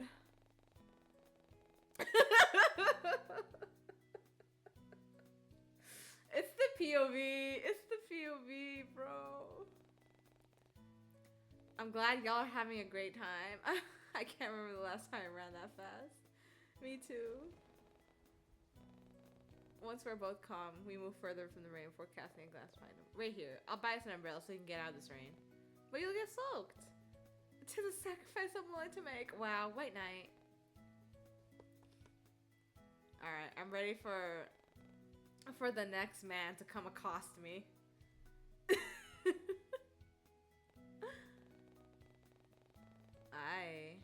There wasn't much for me to do while I waited for Ren to return, aside from watching people scramble around for shelter. Oh, and just like that, the carefree sounds of laughter echoing from down the street captured my attention as I watched Leon, Teo, and Jay all run to cover like their life depended on it. Well, it seems as though their beach outing got cut short as well. Glancing back, I barely make out the figure of Leon using his bag as a makeshift umbrella as he ducks under one of the awnings of an ice cream stand. All while Teo and Jay trail behind a leisurely pace, kicking and splashing water at each other in the rain. I had to look away the moment Teo started to remove his shirt, and I had an inkling that he could show off. Yo, pan the camera. Pan the camera over. Can I pan the camera? And knowing Jaehoon, he'd follow along without a care in the world because that's what he always done. Can we get a CG? Real. Hello? Can I see? Hello? A part of me felt like calling out to them, but if I could see if I could wait at the store alongside them, but they all seem to be enjoying themselves, and I didn't want to get in the way of that. But shirtless Teo, but shirtless Teo, hello. Plus, I did promise Ren that I'd wait for him here. Oh, he would not be happy to see a shirtless Teo with me. Oh no, honey. Was he ever going to return? There was still no sign of him or his comfy-looking cardigan, and I was beginning to wonder if he really did ditch me. After all, it must have been more than 15 minutes by now. What if he got caught up with something? Or what if he went back to see that cashier lady again? Her store did happen to be on the same street, but after spending the afternoon with Ren and getting to know him, I concluded that he wasn't the type of person to do such a thing. Yes, of course. Plus, that'd be a really low blow considering that he was the one who offered to take me out on a date today. Again, a date that was neither negotiated on or agreed upon. He just said a date, and she was like, "Oh hey, all right." Although, if I was being honest with myself, it did seem as though they had chemistry. I don't know what she's getting at, brother. Especially with how she looked at him and touched his arm as though it was the most natural thing in the world. Girly.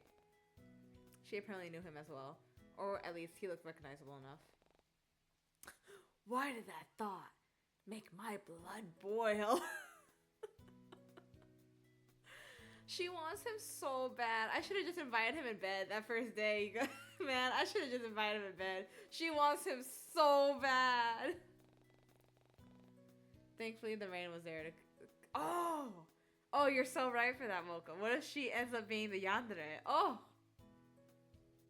Oh! The plot twist. The plot twist. You're correct. I think you are correct for that. Because this is Delulu behavior. Honey, for a man you just met, this is Delulu behavior. Can you imagine if I tried playing this game like a normal person? Out of character.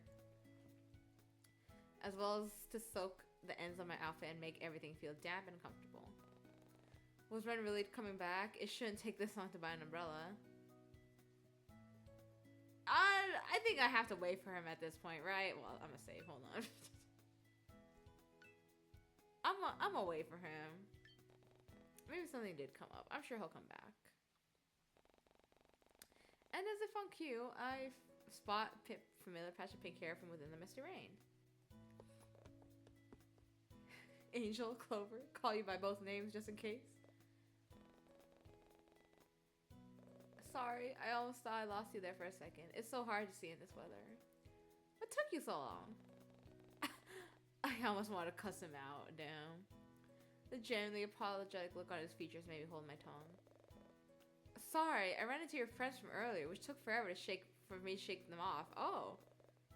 And then the convenience store ended up closing early due to the sudden weather change.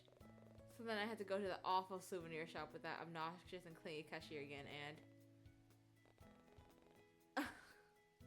He's trying so hard. I'm really sorry about making you wait so long, but...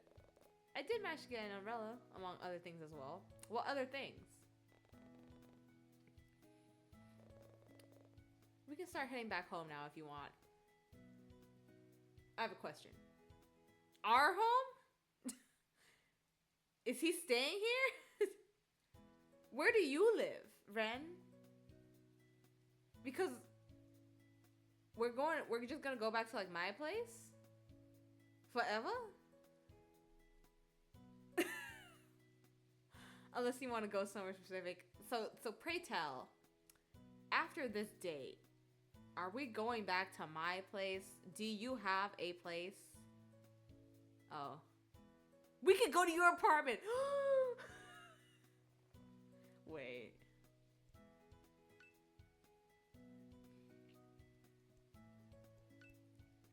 We can go to your apartment, right? If I don't see pictures of myself in this man's wall, then yeah, show me you have a place to live so you don't just crash out at my place all the time. It's not that far. We could wait at the storm there if you'd like. I even have a heater and dryer we could use. Hell yeah. We managed to make it to Ren's apartment in one piece. I guess he really wasn't lying when he said his apartment wasn't far from mine. Uh-huh. Uh-huh. So sad and tacky music. or for the fact that Ren deemed it appropriate to shake his hair like a wet dog and get water droplets everywhere, of course. Ooh, show me his apartment. He's a rich boy? Oh, now we're talking a different story. I was immediately met with the grandiose corridor and large spacious doors. What was what? I found myself wondering how much it costs to live in a place like this. Do you mean the glitching text? No, like the text on the screen?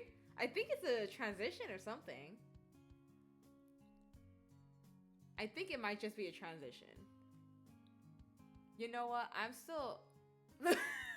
Hey, I think, because I've seen that, I think it just does that when it transitions. I love it. I'm a big fan. I'm still looking for your post-it note that you saw, because I ain't see a single damn thing. I see it! I can see you.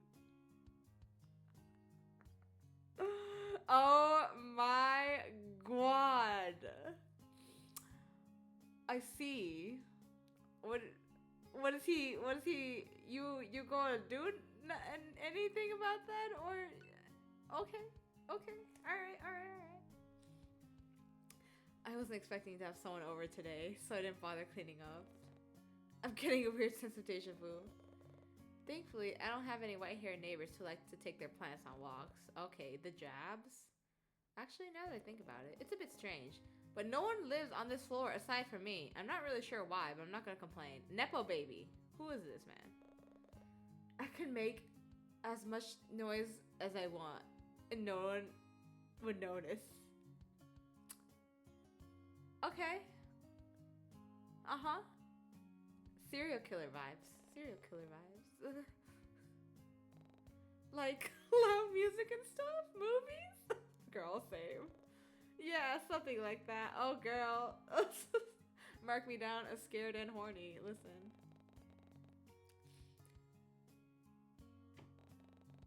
Red doesn't seem phased in the slightest as he fixes on the lights and walks into his own home, but I can only stand in shock.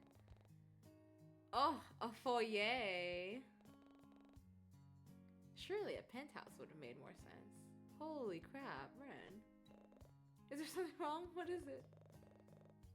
I know the decor is kind of tacky, but it came with the apartment, and I haven't found the time to do anything about it yet. He's a Nepo babe. He gotta be like some kind of rich boy, right? Cause ain't no way he has this whole ass floor to himself. What do you want me for? What's happening? I'm sorry, but are you the long lost heir of a billionaire or something? This place is huge. And hello? Is that Marvel? Yes, right? I just get paid a lot from my job? Enough to afford rent, at least? Thank you. Good question. What is your job? Why is he mad? My job is, well, I guess you could say I'm a programmer. I don't know. I just take on a few jobs every so often. Nothing super fancy or everything. You have marble flooring. Get out of here. Programmer. Hold on. If this does head down the Doki Doki route, I will be fucking ecstatic. If he starts messing with the game code, oh girl. I'll be locked in. I'll be locked the hell in. Marble's a pain in the rear end to clean too. Do you want some slippers? The floors can get cold and your shoes are probably soaked, right? Only if you want them. I'll take them, but only because they look like they're Gucci. Oh my god, what is this, man? Were these slippers really from a luxury brand?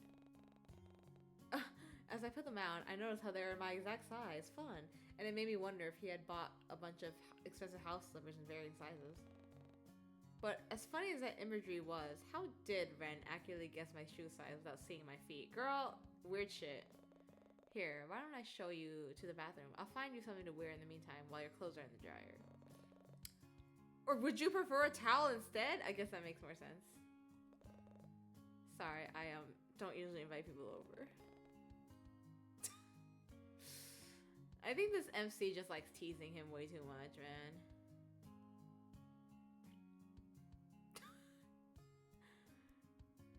Ooh, but like, am I your first house guest? The answer is yes. Don't you have any friends? Obviously not. You think he has friends? That's crazy. I'm saying just the towel because this is the freak that I think MC will match. Just a towel, nothing else. Yeah, to keep you warm instead of taking a shower, unless you prefer a blanket because I'm pretty sure I have an electric. Oh. No. I didn't mean. I meant a towel you can wear over your clothes, not just you in a towel, unless you want to. But why would you? I'm gonna shut up now. Sorry. Hilarious. That wasn't what I meant at all, but his reaction was priceless nonetheless. MC's just teasing this boy, being as he's going on like, I can get you a change of clothes, or do you need like a towel over your clothes? MC's really gutting it with just a towel. She want that boyfriend fit. Already. Anyway, I'll show you to the bathroom. You can use whatever you want in there. Nothing is off limits. First it was offering to spend the night at my place. Then it was asserting himself as my boyfriend in front of my friends.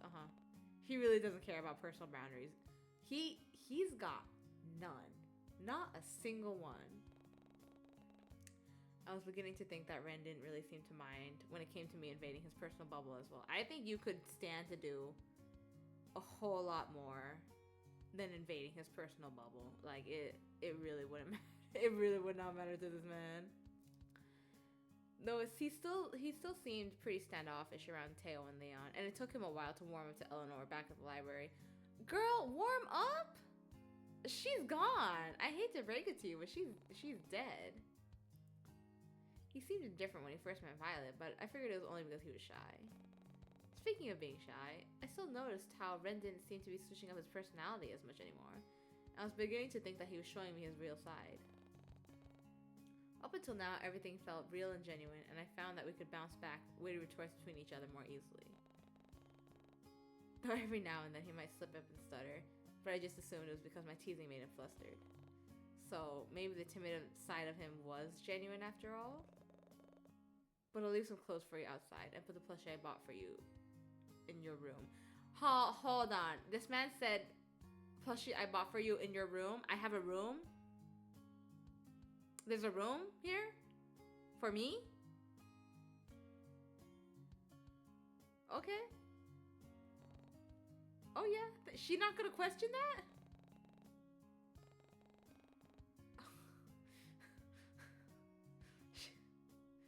She really just skipped over your room.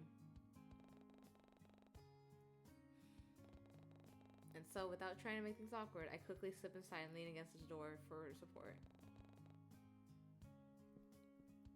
Girlie, he just said your room. He said your room. In his house. In his house. Fearing I'd actually, yeah, this is a don't touch anything you don't know. I noticed how his countertop seemed to be void of any dental care, hairbrushes, and skincare products, though a few bottles of concealer and an open box of hair dye sat in the corner near the sink. Ooh, it's my turn to snoop around. Let's go. MC gets to be the yandere. Let's go, snoop around. But now, it made me wonder, if Ren does dye his hair, then what was his natural hair color? Ooh.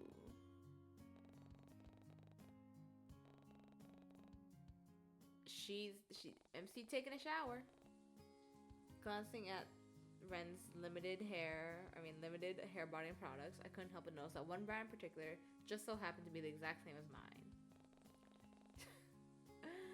Did we use the same body wash? Who randomly smells people out of the blue? Ren.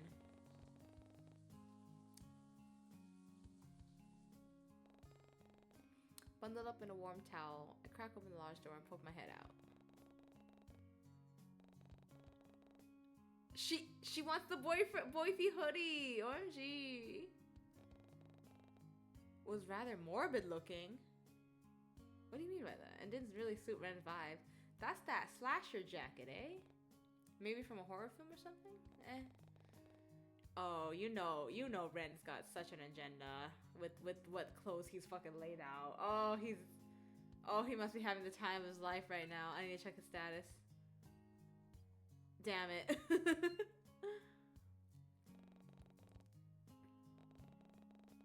Listen, boyfriend hoodie. Stalker hoodie. Even the scent that came from it felt oddly comforting from somehow.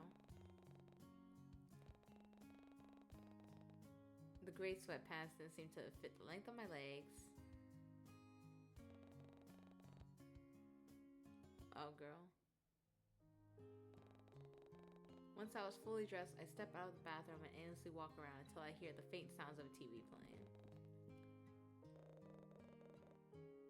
Oh my god, I'm gonna have to stay over. Oh my god. I continue to follow the noise until it suddenly cuts out.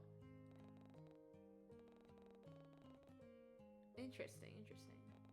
It was just as ostentatious as the rest of his house, though I couldn't help but feel like it lacked any form of life. This is a non-decorative man.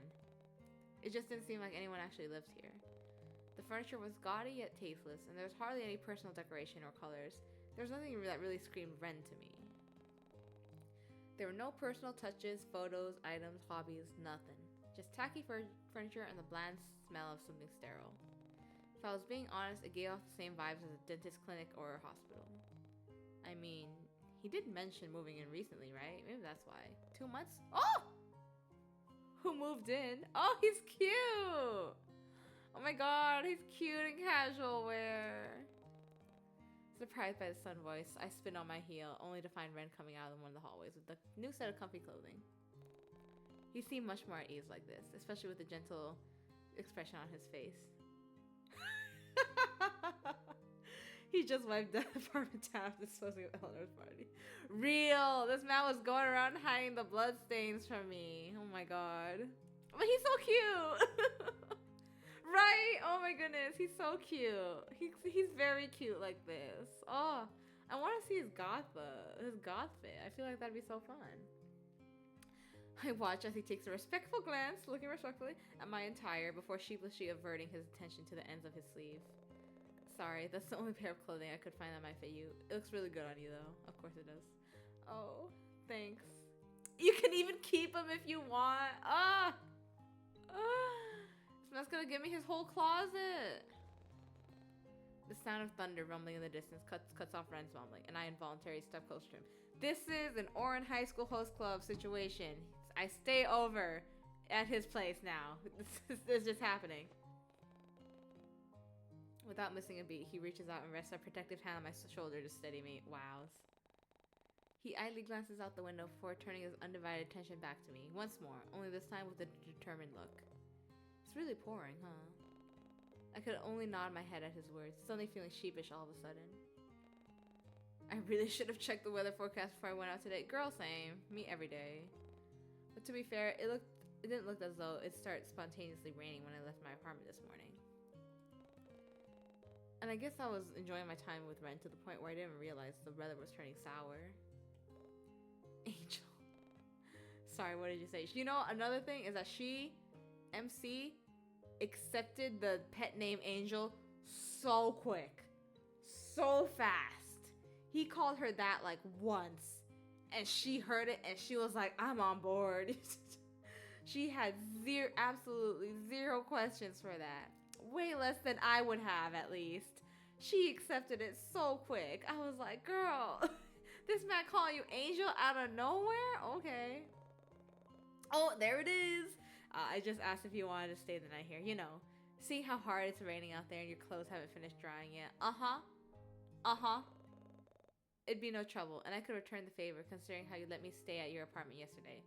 So my question is now, how is this man going to finesse me into his bed? If that is his goal? Question mark? Staying at his place for the night? Well, this certainly isn't how I expected to end my day. Again, homegirl, down bad. But would it really be that bad? to spend the night in hot man's place who looks just like my favorite character, and he's kind of obsessed with me, and I'm kind of feeling the same way. It definitely beats waiting out the storm and walking home with a bunch of puddles everywhere. This is so funny. Whoa! Why does it look scary? Why does it look scary? Wait, I'm scared. Why does it look like that? Why does it look like that? Why does it look like that? I'm scared. I'm so scared. Wait. No, listen. If I start getting jump scared, oh my god. What?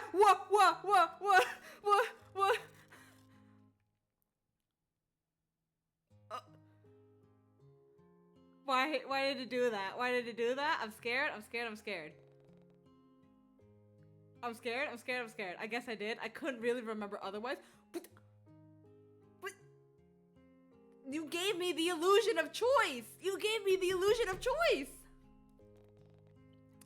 I guess I could stay if that's really okay with you. I'm fucking scared.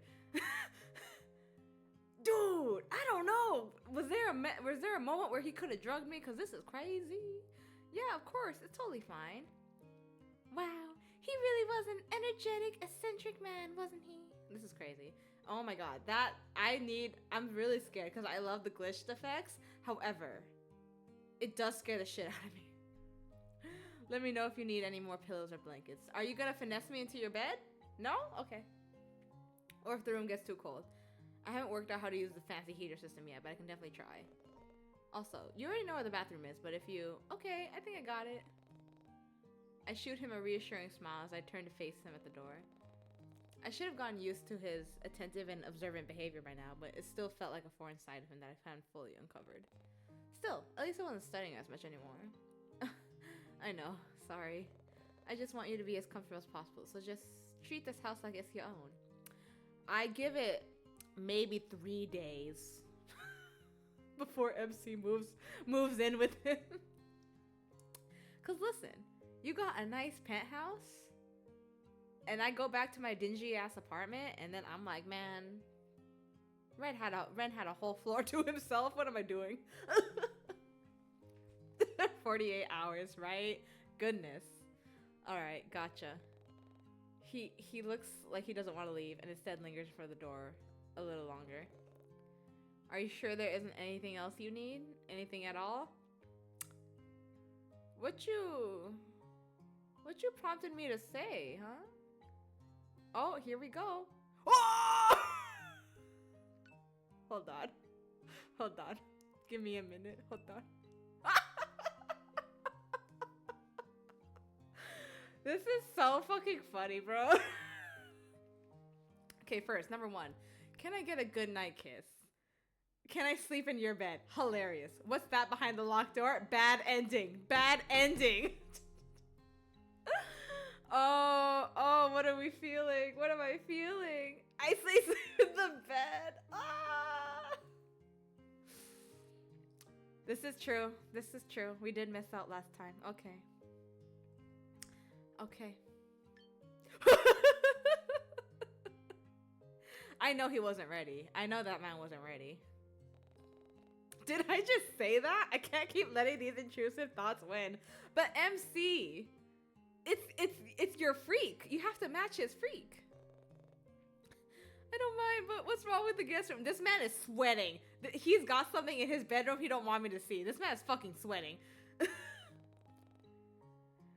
He peers behind my head to glance around the room behind me before sheepishly meeting my gaze once more. Nothing's wrong. The cage! He is hiding a cage from me. He is. I wanted to tease you a little bit is all. Sorry, I don't really know why I said that. Oh, she's trying to back out. But he's got no pets. This is where he busts out the collar, right? My god. Oh, I see. Don't worry about it then. And to be honest, I kind of enjoy it when you tease me. Simp. Lamau. Well, if everything's okay, I guess I'll let you get some sleep then. Aw. Yeah, okay. Alright then. Aw, no bed content. Good night. Sweet dreams. No bed content. Sad. He's fucking hiding something, bro. I know it. I close the door behind me and slowly wake my way towards the bed. I noticed that the Haruko plushie Ren had bought earlier was sitting atop the sheets, and I gently bring it closer to my chest to give it a soft squeeze. So he really did buy this for me after all. The faintest hit of cherry and mint emits from the toy, and makes my mind drift to the thoughts of that strange pink-haired man once more, of course. He was still as odd as usual, but some parts of him were starting to feel rather endearing. I guess. I noticed how he was no longer staring as much or acting as shy, and it made me wonder if we were getting closer. Now that I really thought about it, how did I feel about Ren? Is some freaky shit gonna happen again? Oh. Oh, you know, I know something bad's gonna happen if you put he's kind of creepy. I think I like him. Oh god. MC vibes, crushing. She's crushing on him. MC, she's crushing on him. I think they crushing on him real time. I would say. Okay, so maybe I did find him rather endearing and attractive. Ren was very considerate and attentive towards me during our date, and I could see myself wanting to go on another date in the future. He certainly had boyfriend material, but I still needed to work up the nerve to make it lead towards that direction. I think he's ready to jump in head first at the first sign. I don't think there's any hesitation in that man's mind. He seemed far too hesitant to do it himself. I got a different impression, but it would have been nice to see him put more effort into it as well. I simply did not have that impression. Oh well, just knowing Ren wanted to spend the entire day with me is enough. Rolling onto my side, I hug the plushie closer so I can be surrounded by his comforting scent and slowly drift off to sleep. No creepy shit happens. No creepy shit happens.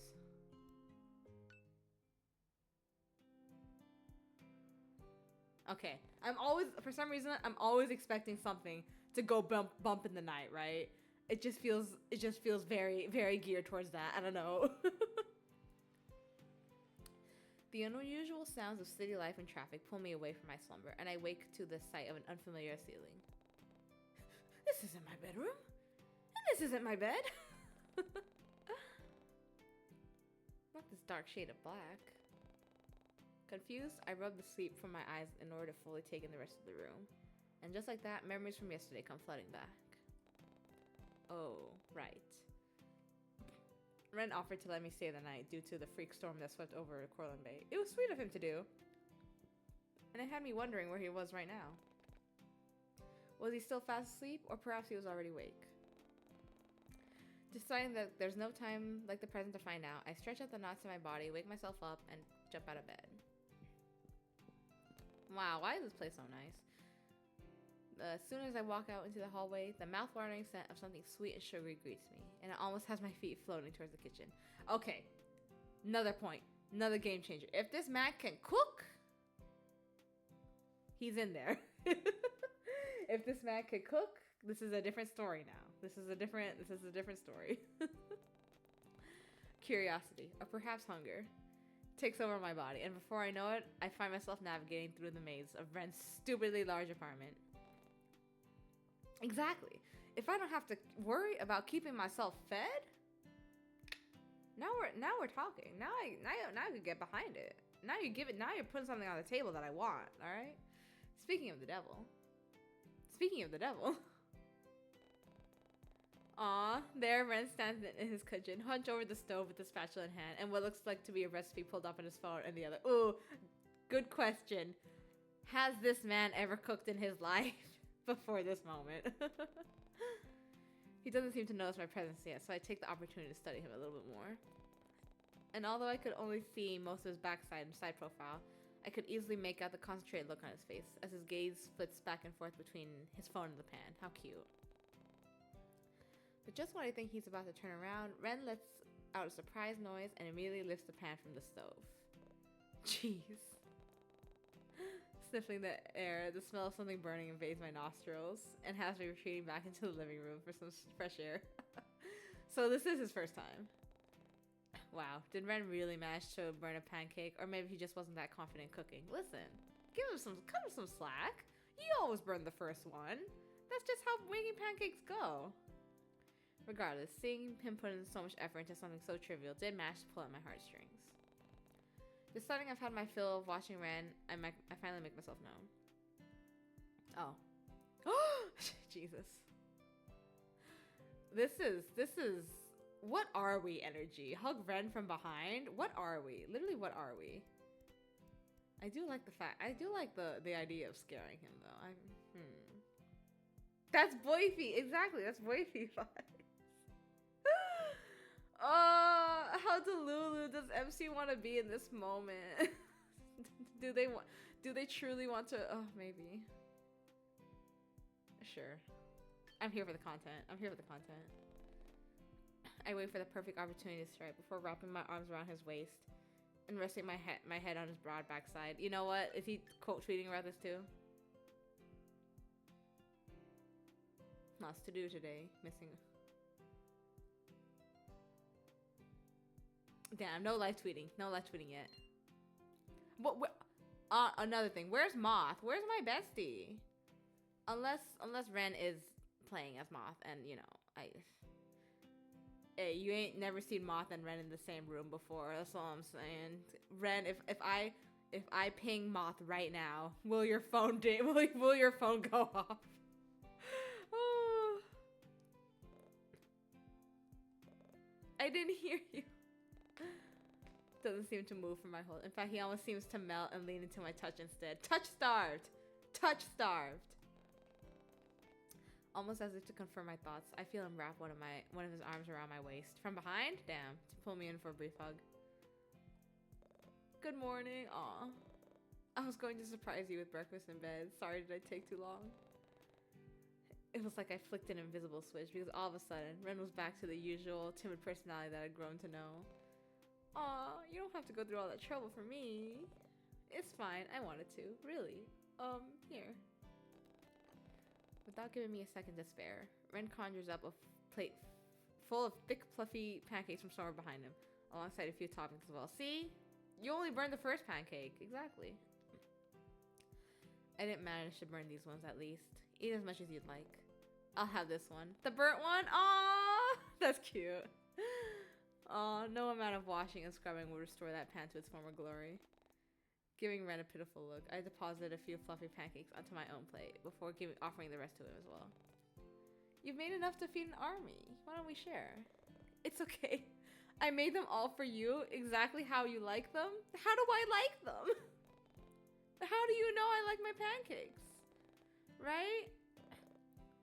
Huh? Oh, I don't. I just suppose.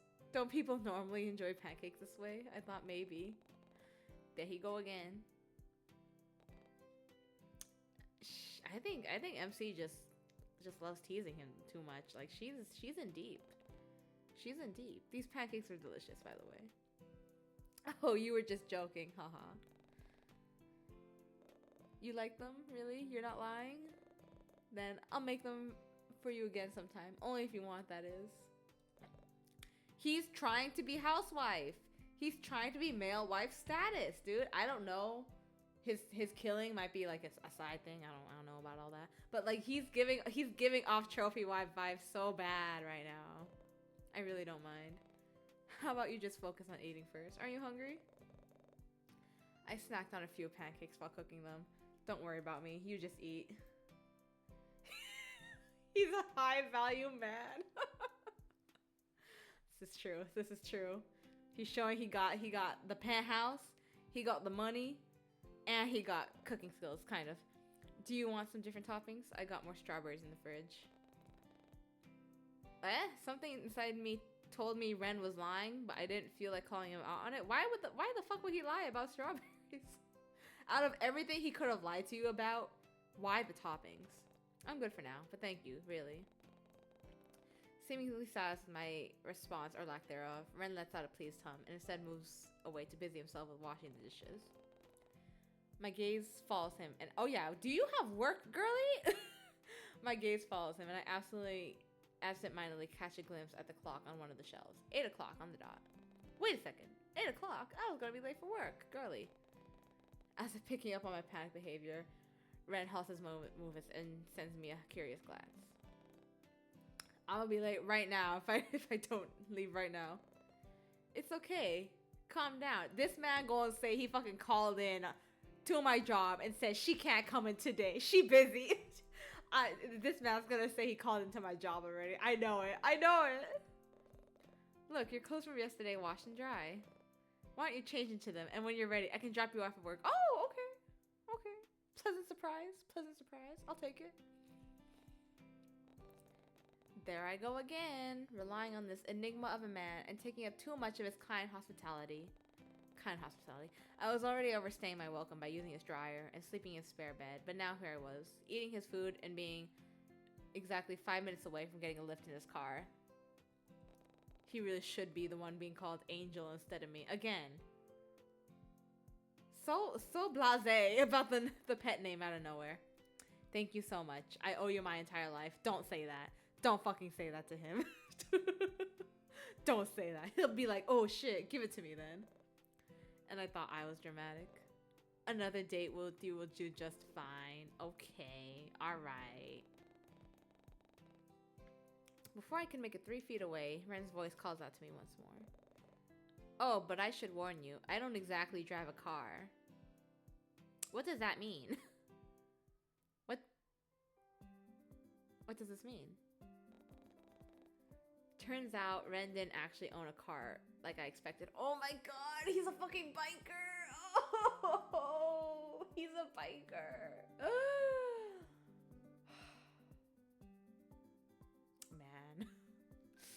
Man. Turns out Ren didn't actually own a car like I'd expect. He owned a fucking sports motorcycle. Okay. All black, sleek, scary. But what surprised me the most were the faded "All is with you" sticker decals that adorn the tank. So Ren was a fan of that webcomic as well. I always assumed the community was rather small. There wasn't much talk about the webcomic online. So it was nice to know someone else enjoyed it as much as I did. Niche fandoms.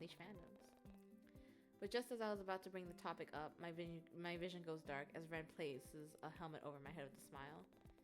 He fastens and adjusts the strap before motioning towards the back of his bike with an expectant look. Honestly, I get it.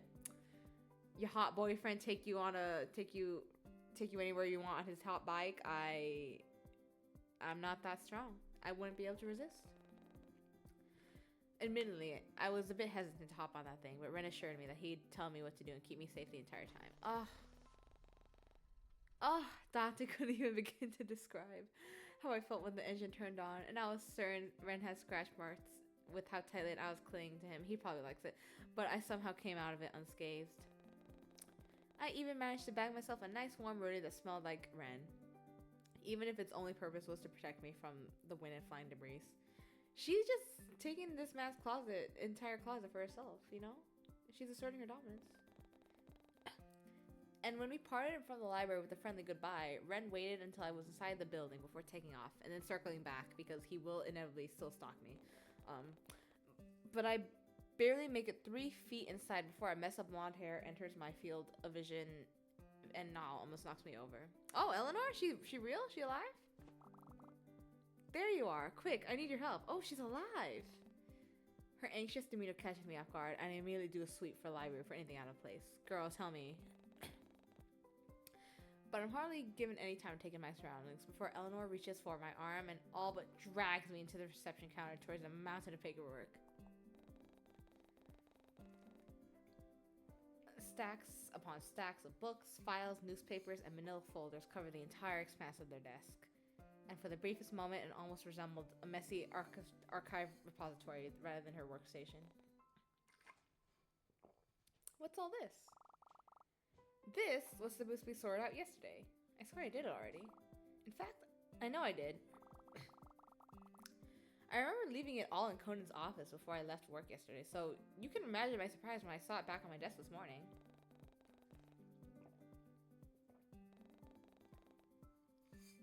It was almost like she'd seen a ghost, and if I didn't know any better, honestly, I would have believed it.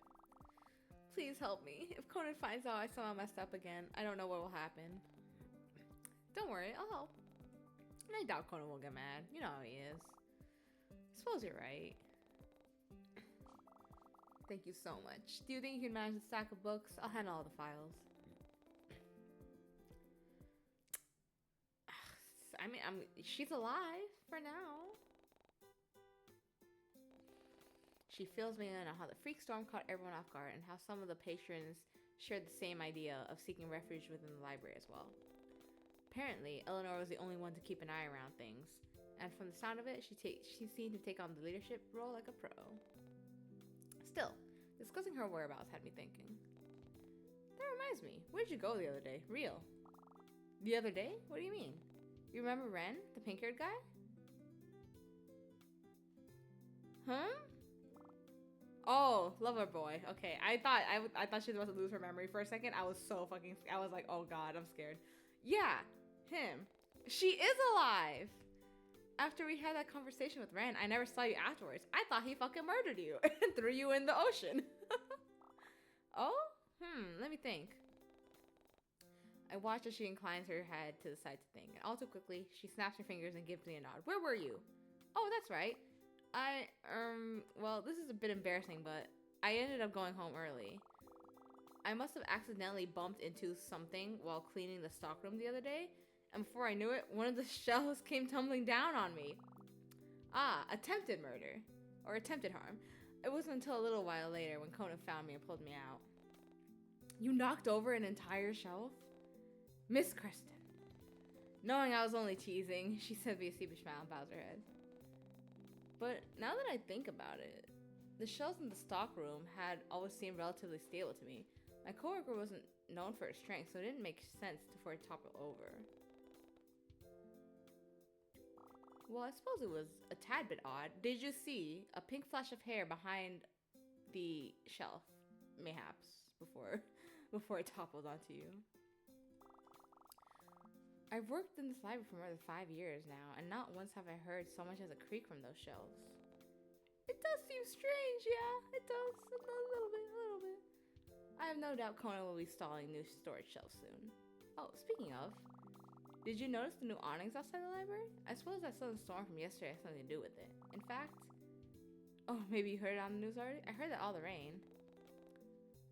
Our conversation gets cut short as I watch Eleanor's attention drift behind me and towards the flashing red light above one of the shelves. Duty calls. It's her turn to help out whoever's meandering in these aisles. Last time I did that, I invited a man home. I can't be doing this thing too often, man. Now left to my own devices, I go back to sorting through the books and putting them into separate piles. I managed to get a solid 10 minutes to myself before the sudden sense of unease creeps up on me. Why? It feels as though someone was watching me, so I take a curious sweep of the vicinity to try and locate the source.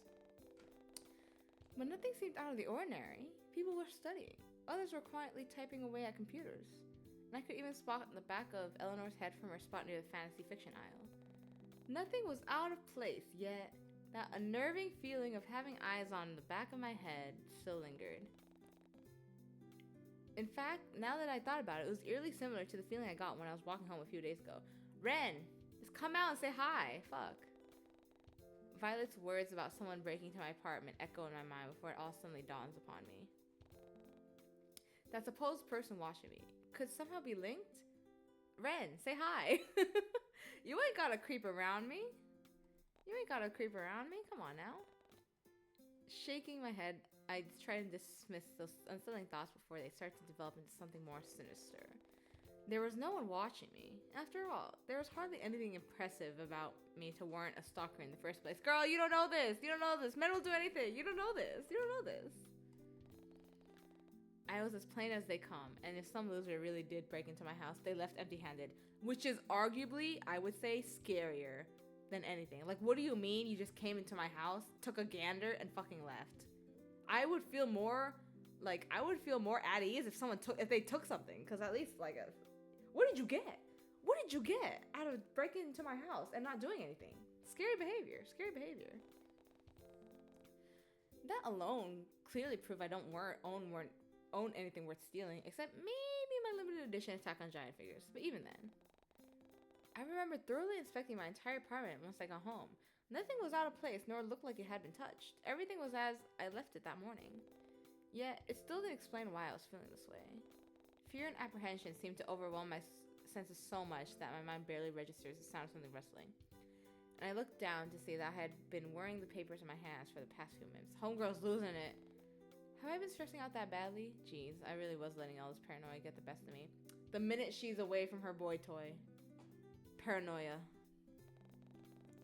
She just devolves into concern. Shaking my head once more, I decided it's best not to let those thoughts fester and grow into something far bigger than it should be. No one broke into my apartment, and no one was watching me right now.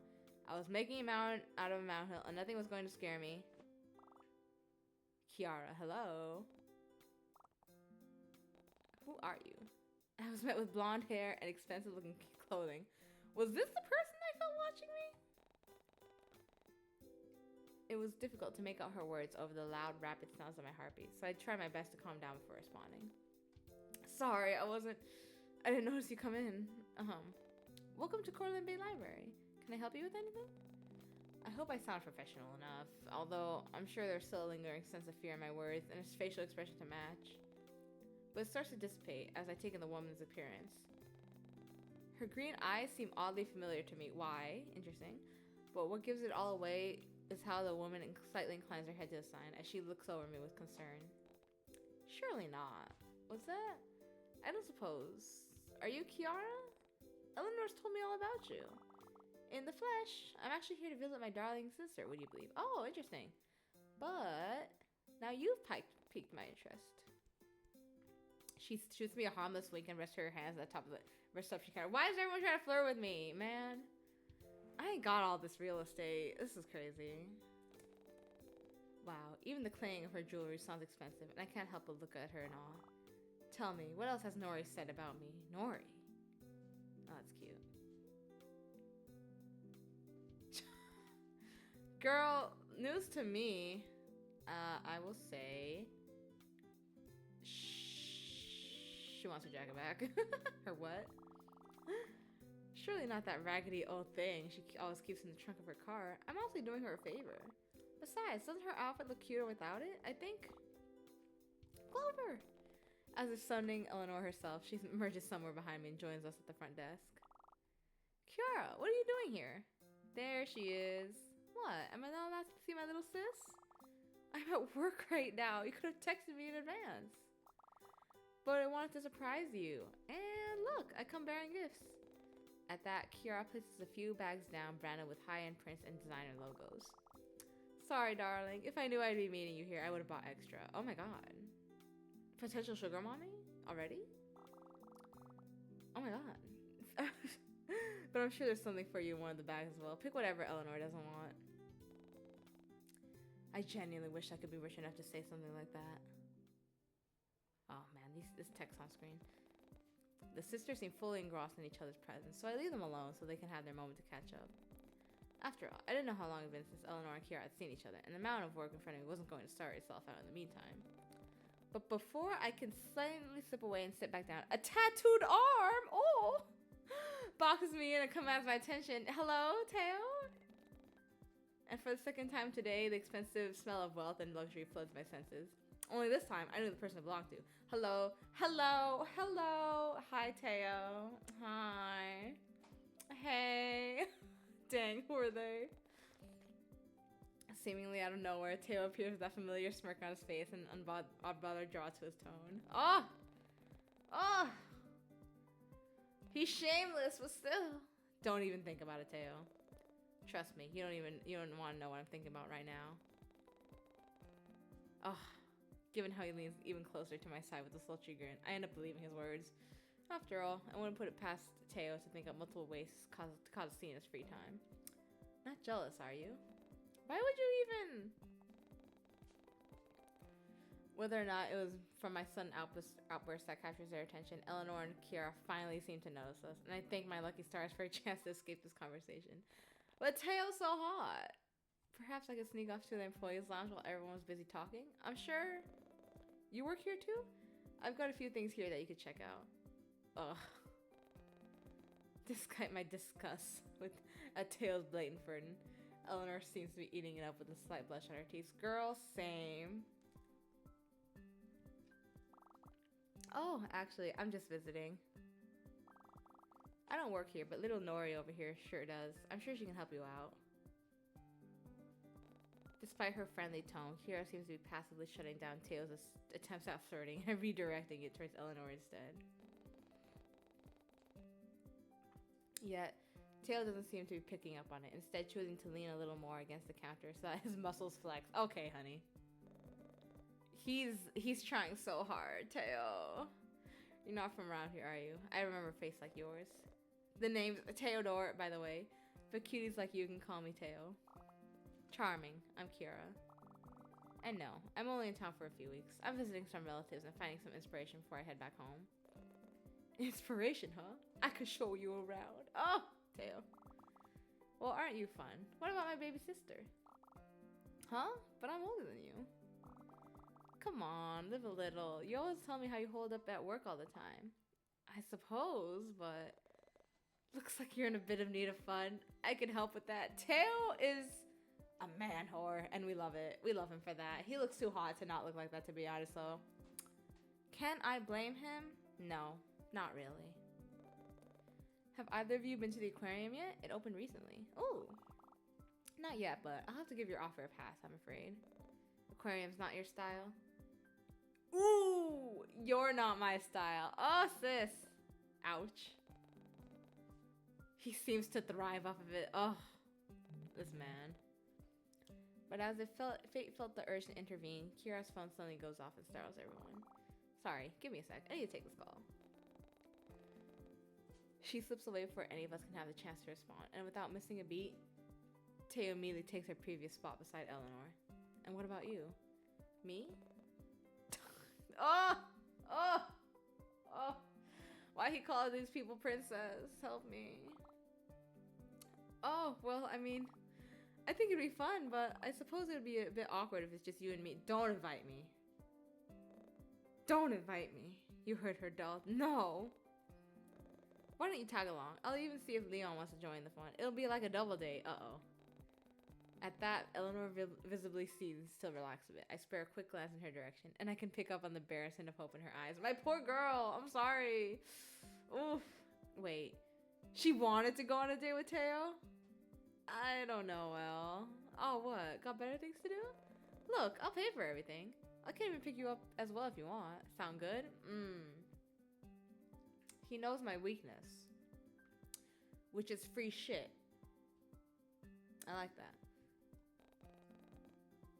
Not that I'd ever openly admit it to Teo, but his offer was finally starting to sound tempting. Real, right? A man offers to pay?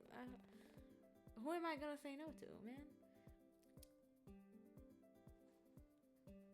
Oh, okay.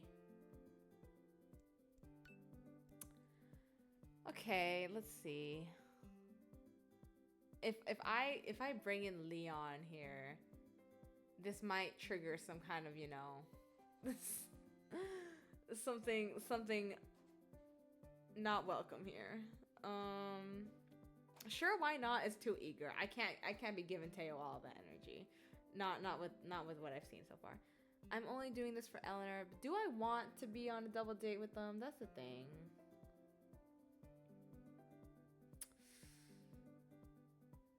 Do I want to spare Leon from this? I kind of do. I'm doing this for Eleanor. Oh, okay. No, never mind. Leon was coming anyway. Okay, all right. Leon and I will both meet you here tomorrow after work. What time do you finish? Around... There you are, Clover. Ah, I didn't realize you were busy. Hey, Conan! Hey! Finally, it was as if someone heard my prayers this time. Conan emerges from somewhere behind me. What was up with today? And offers me an escape from the current conversation. And without missing a beat, I turn towards my savior and spare him a thankful glance. I make sure to silently apologize to Eleanor as well, clearly uneasy with the thought of leaving her alone with Teo. But she seems all too happy with how she subtly shoos me away with the hand behind her back. Sure, I can slip away from her a moment. Did you need something? Just need an extra pair of hands to sort through some boxes. But if you're busy, I'll manage it by myself. It's fine. I could use a breather. Okay, so perhaps I didn't need to announce that so joyfully. With warm cheeks, I turned back towards Eleanor and Teo to send them one final apologetic look before following after Conan. I know, not the bot.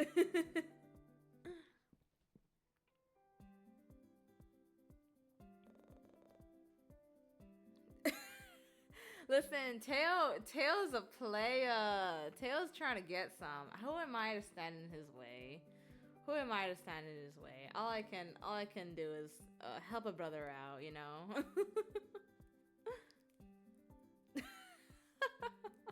He's too hot. He's too hot. I get it. A man with tattoos like that. Girl. Apologies for this. I didn't mean to steal you from your friends. This happened to be sorting through all of the books a coworker managed to knock over this morning and making sure they're all in the correct category before putting them back on the cart. Felt eerily similar to what I've been previously doing with Eleanor, only this time there weren't any tail-shaped annoyances to keep me company. But man, I swear, Conan had to be the only boss to be perfectly fine with their employees slacking off to talk with their friends instead. He hadn't said a word about Tio, and possibly Kiara too, depending on how long he'd be standing behind me, and seemed more than okay with us huddling around the reception desk. Deciding not to push my luck, I returned Conan's soft look with one of my own. It's fine, don't worry about it. I've been meaning to ask you something actually. Has everything been going alright with you? Oh? He can clock? He can clock it? Nothing shady has been happening lately? What do you mean? I need to check everything. Interesting.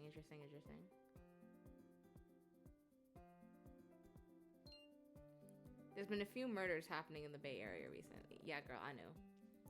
Admittedly, I've been worried for your safety as of late. You live by yourself, right? Yeah. Yeah, but recently I've had a friend stay with me. Ha ha ha. Now that I think about it, he's also been concerned for my safety. That's good. I'm glad. Listen, if something ever happens... Conan awkwardly glances over his shoulder before returning his gaze to me. Nothing but sincerity stares back, and I find myself in stunned silence. Oh my god. Here, it's my personal number. Oh, Conan. Oh my gosh. But due to the lack of clarification, I end up sending a confused look instead of thanking him. Hello? Are you coming on to me? I know you've only recently moved back to Cortland Bay, but you've yet to put down someone as your emergency contact. Ah, smart man. I'm worried you won't have anyone to call in case something does happen. I want to make sure you're safe at all times. Oh my god, Conan, listen. Oh, thank you, Conan. Of course. Wow. I pocket his number before pouring all my focus towards the book laid out in front of me. You know that if friend finds that shit. Done. Locked up. Killed. Forever. Listen, MC's collecting numbers like it's Pokemon. It's fine. Then the rest of my shit passes by uneventfully. And at some point, Eleanor informs me that Kiara had to leave for a work-related matter and won't be coming back for a few days. Yeah, there you go. She'd even ask Eleanor to give me her number as well, alongside mentioning something about sharing more embarrassing stories about little Nori the next time we talk. Whatever that meant. Collecting numbers. Still, it was really nice to finally meet Eleanor's sister. And it was even kinder of her to give me a fountain pen before she left. Or at least I assumed it was Kiara. I found the expensive looking box sitting on my desk once I returned and wasted no time in opening it up and examining the contents. The pen itself appeared to be made from extremely high quality materials, and the cursive C+R logo looked rather fancy under the light. Nah, honey, because this is when you ask your friends, hey, did you give me this? Do you know who left this on my desk? Oh my goodness. I made a mental note to get something for Kiara as well, before pocketing the pen next to Conan's number and packing up my belongings for the day. But as I'm slipping out the library's back door, I notice a familiar broad backside, a patch of blonde hair, and a bright red Hawaiian shirt standing near the alleyway's entrance. Jesus. This man has nothing but Hawaiian shirts, man. As if sensing my presence, Leon turns around and greets me with one of his familiar warm smiles. Good day. Been a while. This Darl pet name situation is not working, Leon. I don't know what to tell you. You could you could have come up with something. Sunfish was fine. Listen. He sends me a toothy grin before making space for me within the group. Eleanor greets me with a delicate wave, and Teo looks moderately annoyed, as usual. Teo was just introducing me to Eleanor and yarning on about this little outing he has planned. Hey, how come you never told me you've never been to the aquarium before? Makes sense though. I reckon it was built a bit before you left the bay, right? So I doubt you had time to check it out.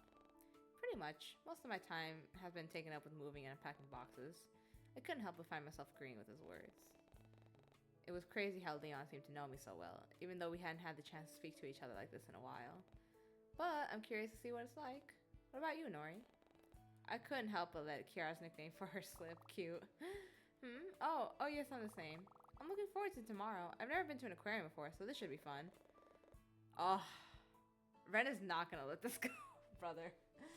Ren's going to be staring at me. He's gonna do the thing where he stares at you from across the fucking fish tank and like disappears or some shit. Well, here's hoping the weather will be more lenient tomorrow. It was pouring buckets yesterday, wasn't it? Did you make it home alright, Sunfish? It's Ren, dude! Ren! All of a sudden, that eerie feeling comes back, and I resist the urge to turn around and look behind me. I only now notice that I've had my back to the dark alleyway this entire time. Very nice. Very self-aware. Good for you. Clover? Sorry, what was that? You alright? You look like you've seen a ghost. I watch as Leon looks behind me before glancing at Teo and Eleanor for what seems like reassurance. No, it's nothing. I guess I've had a long day at work. No, I get it. Feeling tired? You should head on home then. Please, don't let us keep you longer than we should. Want me to drop you off? Car's out front. As much as I appreciate everyone's concern, I honestly want to be left alone right now to clear my head. And going on a walk will surely do me wonders. Exactly! No, you're so right.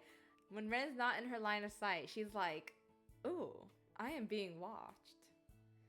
And honestly, I think as fun as it would be for Teo and me to be just driven up in his car, Ren may... that man might do something, some crazy ass shit. I don't know. Besides, it was still somewhat bright outside, and there were people around, so I had no reason to worry about my non-existent stalker. Eliminate him. Her non-existent stalker, she says. Her non-existent stalker. I also heard that some new merchandise arrived at the local manga store, which I had been meaning to check out. So that would surely help get my mind off of things. It was along my route home anyway. What harm could possibly come out of a quick detour? Girl. Famous last words. Anyways, Ren, you can come out now. At that thought, I quickly placate everyone's concern before bidding my goodbyes and heading off alone down the street. Oh, it wasn't until I got far enough away from the library that the eerie feeling started to dissipate. That man just don't like you with people, period. He's like, how can I worm my way into her life naturally, but also not so much that I immediately take... How can I ease her into only ever seeing me ever again? How can I ease her into accepting the cage that I want her life to be? I'm crying. The nostalgic smell of comic books and plastic greets me as I enter the all too familiar manga store and immediately beeline my way towards the anime aisle. I was set on collecting the last remaining accessories for my mini Attack on Giants display, and I wasn't about to let my paranoia get in the way of that. Cute. Oh, there you go. But as I was passing through the field of aisles, I noticed a familiar pink shade near the cashier. Is that Ren? Please be a goth. Oh no! It's over for me! It's so over for me! It's over for me! It's so over for me! It's so over for me. He looks so cute as hell. He looked cute as hell. Oh my god. Oh my god. Oh my god. He's so cute, dude. He's so cute. What the heck? I always assumed he walked everywhere. Hold on. I need to like examine whatever's going on his neck, because that looks like a tattoo, question mark. Oh my god, he's so cute. What the hell, man? Nah, I can't. I'm so down bad for a man with long hair when he ties it up. I'm gone. Oh, you know what's interesting though is when we were at his house and he had on his like little casual black sweater, he didn't have no tattoos because his neck and like his collarbone was like out and about, but there was nothing on that. So I don't know. I'm like, where he put them away though? Oh god, he's so cute. He appears to be in a hushed conversation with the manager about something confidential, if they're closest with anything to go by, before he places a thick manila envelope into her hands and leaves back. He's doing business. Oh, I wonder what's inside. Was Ren trading in some old manga? Oh, what if it's Attack on Giants? Right. I'm not sure why he'd want to trade him in. With how popular the franchise is currently, there isn't much of a high demand. If anything, there's too much consumable media being produced right now. Everywhere I go, all I see is Haruko, and I wouldn't have it any other way. Man, it must be nice to be in a big fandom. Can't relate. And speaking of my beloved Haruko, now that I got a better look at Ren, isn't that the limited edition spring Haruko hoodie? I thought they weren't selling those anymore. What is this? What is this man's connections like? But just as I'm about to make myself known to ask questions, Ren is already turning on his heel and slipping behind the large racks filled with cosplay and gaming themed apparel. Chase him! With that hair, looking like that? Oh, chase him! Get him! His height does him no favors though, as I watch his head peek out from the top while he bobs and weaves his way towards the side entrance. At that very moment, my phone decides to jump scare me by suddenly going off and startles me enough temporarily to forget about Ren. Oh. Letting out a string of curses, I reach into my back pocket and pull it out, only to see Mott's name flash across the screen. Finally, girl! With a grin, I accept the video call and hold the phone up to my face. Oh, video call! Hey, listen, now isn't really a good time to talk, but... Okay, Moth is a real person. Thank God! Moth is real! Oh no, that's terrible. Get well soon, or sorry for your loss, or whatever. Anyway, listen. Guess who won an all-paid holiday trip overseas? Me, that's who. It'd been a while since I'd last seen Mott's face, but they appeared just as boisterous as I remembered them. And for free too! I mean, okay, yeah, I still need to pay for food and stuff, but... Hey, where are you? I'm in a manga store? Hold on, can we backtrack for a second? You got free tickets to... Is that a Haruko figurine? Can you get it for me? Please, please, please, please, please. Moth. I'll pay you back, promise. I'll pay for shipping too. It's so cute. Look at his widow outfit. Oh, look. His tight little jacket, his tight little shoes. How cute. With an eye roll, I reach behind for the figurine, but not before picking up the accessories I originally came in for and slowly make my way to the cash register. Right! Oh my god. Moth is real. Thank God. Moth is a person. Oh, they're so cute too. Once Moth's hoot and hollers calm down, I gently try to coax them back onto the original topic. Alright, you asked me where I'm going? Well, it's actually a surprise. To here! Come here, Moth! To here, bestie! I'm glitching out? A good surprise, though. Hey, you're still in Cortland. For a brief moment, the screen starts to lag, and a brief unloading symbol pops up. Moth? Because I'll be in almost that okay with you. Okay. Their reception, not great, not great. Don't do this. I know. Every time I'm scared. Every time I'm like readying myself for a jump scare or something. Their voice cuts in and out, giving an almost robotic effect before the scene eventually fades to black. With a heavy sigh, I end the call and shoot Moth a text to let them know they got disconnected. Yo, your reception trash. Ooh. But as I absent-mindedly look out the window, I notice the blurry outline of Ren's figure sitting on a bench outside, busying himself with what looked like a phone in his hands. Next. The cashier's voice pulls me away from my thoughts, and I quickly pay for my purchases, all while sparing not-so-secretive... Bring them back! Bring them back! Moth content! Moth content! All while sparing not-so-secretive glasses at Ren from beyond the shop window to make sure he's still there. It was listen, if Ren looked like that, I'm running. I'm bounding towards them. He's so hot, I'm gonna cry. I know it'd been barely more than a few hours since I last saw Ren, but I still wanted to thank him for letting me stay at his place for the night. And for washing my clothes, cooking me breakfast, driving me to work. Oh my god, boyfie things. The cashier pulls my attention away by handing me a bag and receipt, and I give them my thanks before making a beeline towards the exit. Ooh, show me. No, Ren Sprite! He was no longer on the bench where I last saw him, and I couldn't spot him on either end of the street either. Man, you show me that cute CG of him, only to not give me a Sprite. Man. It was like he was never there in the first place, and I almost find myself wondering if I had managed to do the thing. I was starting to see him everywhere anyway. It was beginning to come across as creepy. Oh. Self-awareness? Back in the chat? Self-awareness? Oh my goodness. But Cortland Bay isn't that big of a coastal town in retrospect.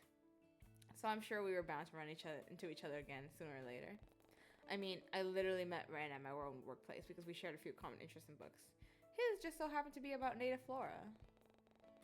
That kind of stuff wasn't something either of us can control. I was most likely looking too deep into it. Still, it felt strange all the same. Oh well, there's no use dwelling over it. I was bound to run into Ren again at some point, regardless if I'd find a way to contact or not. Well, you do have his number, so I mean. Back to my dingy ass fucking apartment. God. It was beginning to get dark once I arrived back to my apartment complex. So I quickly ushered my way up the staircase and onto my floor. But as I'm making the long trek upstairs, I bump into someone lingering around the corner and almost end up tumbling down. You? Hey, watch it. I noticed it's the fucking cashier from yesterday who's glaring daggers at me while I try to steady myself with the railing. That was Olivia, wasn't it? She makes no effort to help me, though she does move to the side in order to give me space at the top of the stairs. That's when I noticed the giant basket of laundry in her arms, and it makes me wonder if she was actually going to carry it all the way to the laundromat by herself. Clearly, she was stronger than she looked. Oh, sorry, I didn't mean to. Olivia cuts herself off once the severity of the situation finally sinks in, before she sucks in her cheek and lets out an exasperated chuckle. Seriously? What could she possibly find so funny about the situation? Of all places. A staircase. Really? Ah, I forgot. Your boyfriend sure has a messed up sense of humor. What? No, it's nothing. Look, I didn't mean to knock you down the staircase like that. I've got a lot on my mind lately, and I wasn't looking where I was going. Hey, it happens. It most certainly didn't. But Olivia seemed having a rough day, so I wasn't going to make things worse by being rude to her. Sherry looked on edge for some reason, especially with how he kept sneaking glasses over both of our shoulders. Rand's about to appear, and he's about to push one of us down the stairs. And newsflash, it ain't gonna be me. It was almost as if she was looking for something, and I would ask her about it if she didn't beat me to it. So, where's that boyfriend of yours anyway? Just checking. Not lurking around the corner like some creepy psychopath, is he? Ah, there's one person he's alerted to his true nature. Who? Seriously? Your boyfriend? The guy you visited the souvenir shop with the other day. Oh, Ren? He's not my boyfriend. We're just... I've never seen that man in my life. MC got a track record going with saying that. That's so funny. This is cute. This is cute. He's just a guy I'm interested in, because who am I to say he's my boyfriend? I ain't playing like all that. You're interested in someone like him? I feel sorry for you. Excuse me? Nothing, just the ramblings of a stressed out university student. Anyway, I'm in a rush, so please move. Bye. Clearly done with the conversation, Olivia sidesteps me and starts to make her way down the stairwell, but she only manages to get a few feet away before she turns around once more. Resting her laundry basket on her hip, she looks up at me with an unreadable look. You live on this floor as well?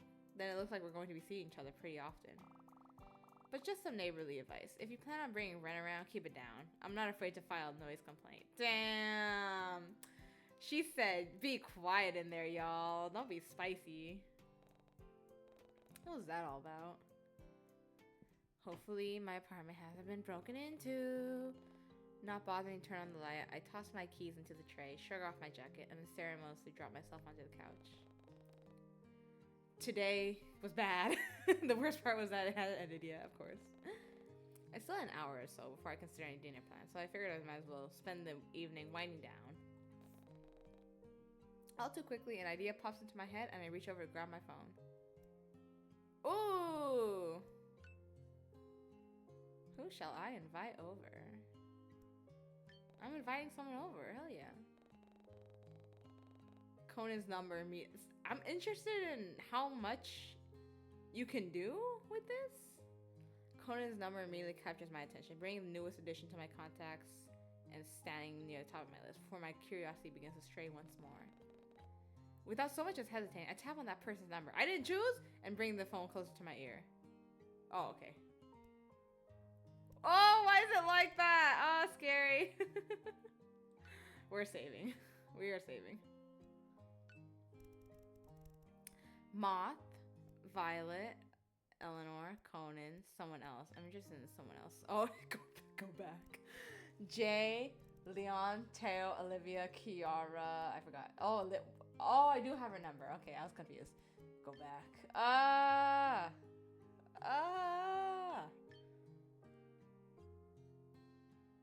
I'm interested in seeing if how all of these go like.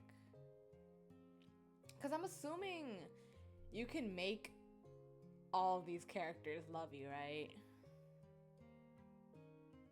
So this is very interesting.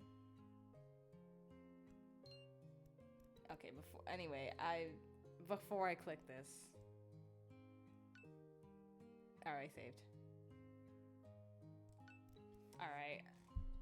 The Ren option is it's coming for me. It's coming at me, but I think now is a good time to end the stream because this is so much. Thank you, Mocha, for joining in.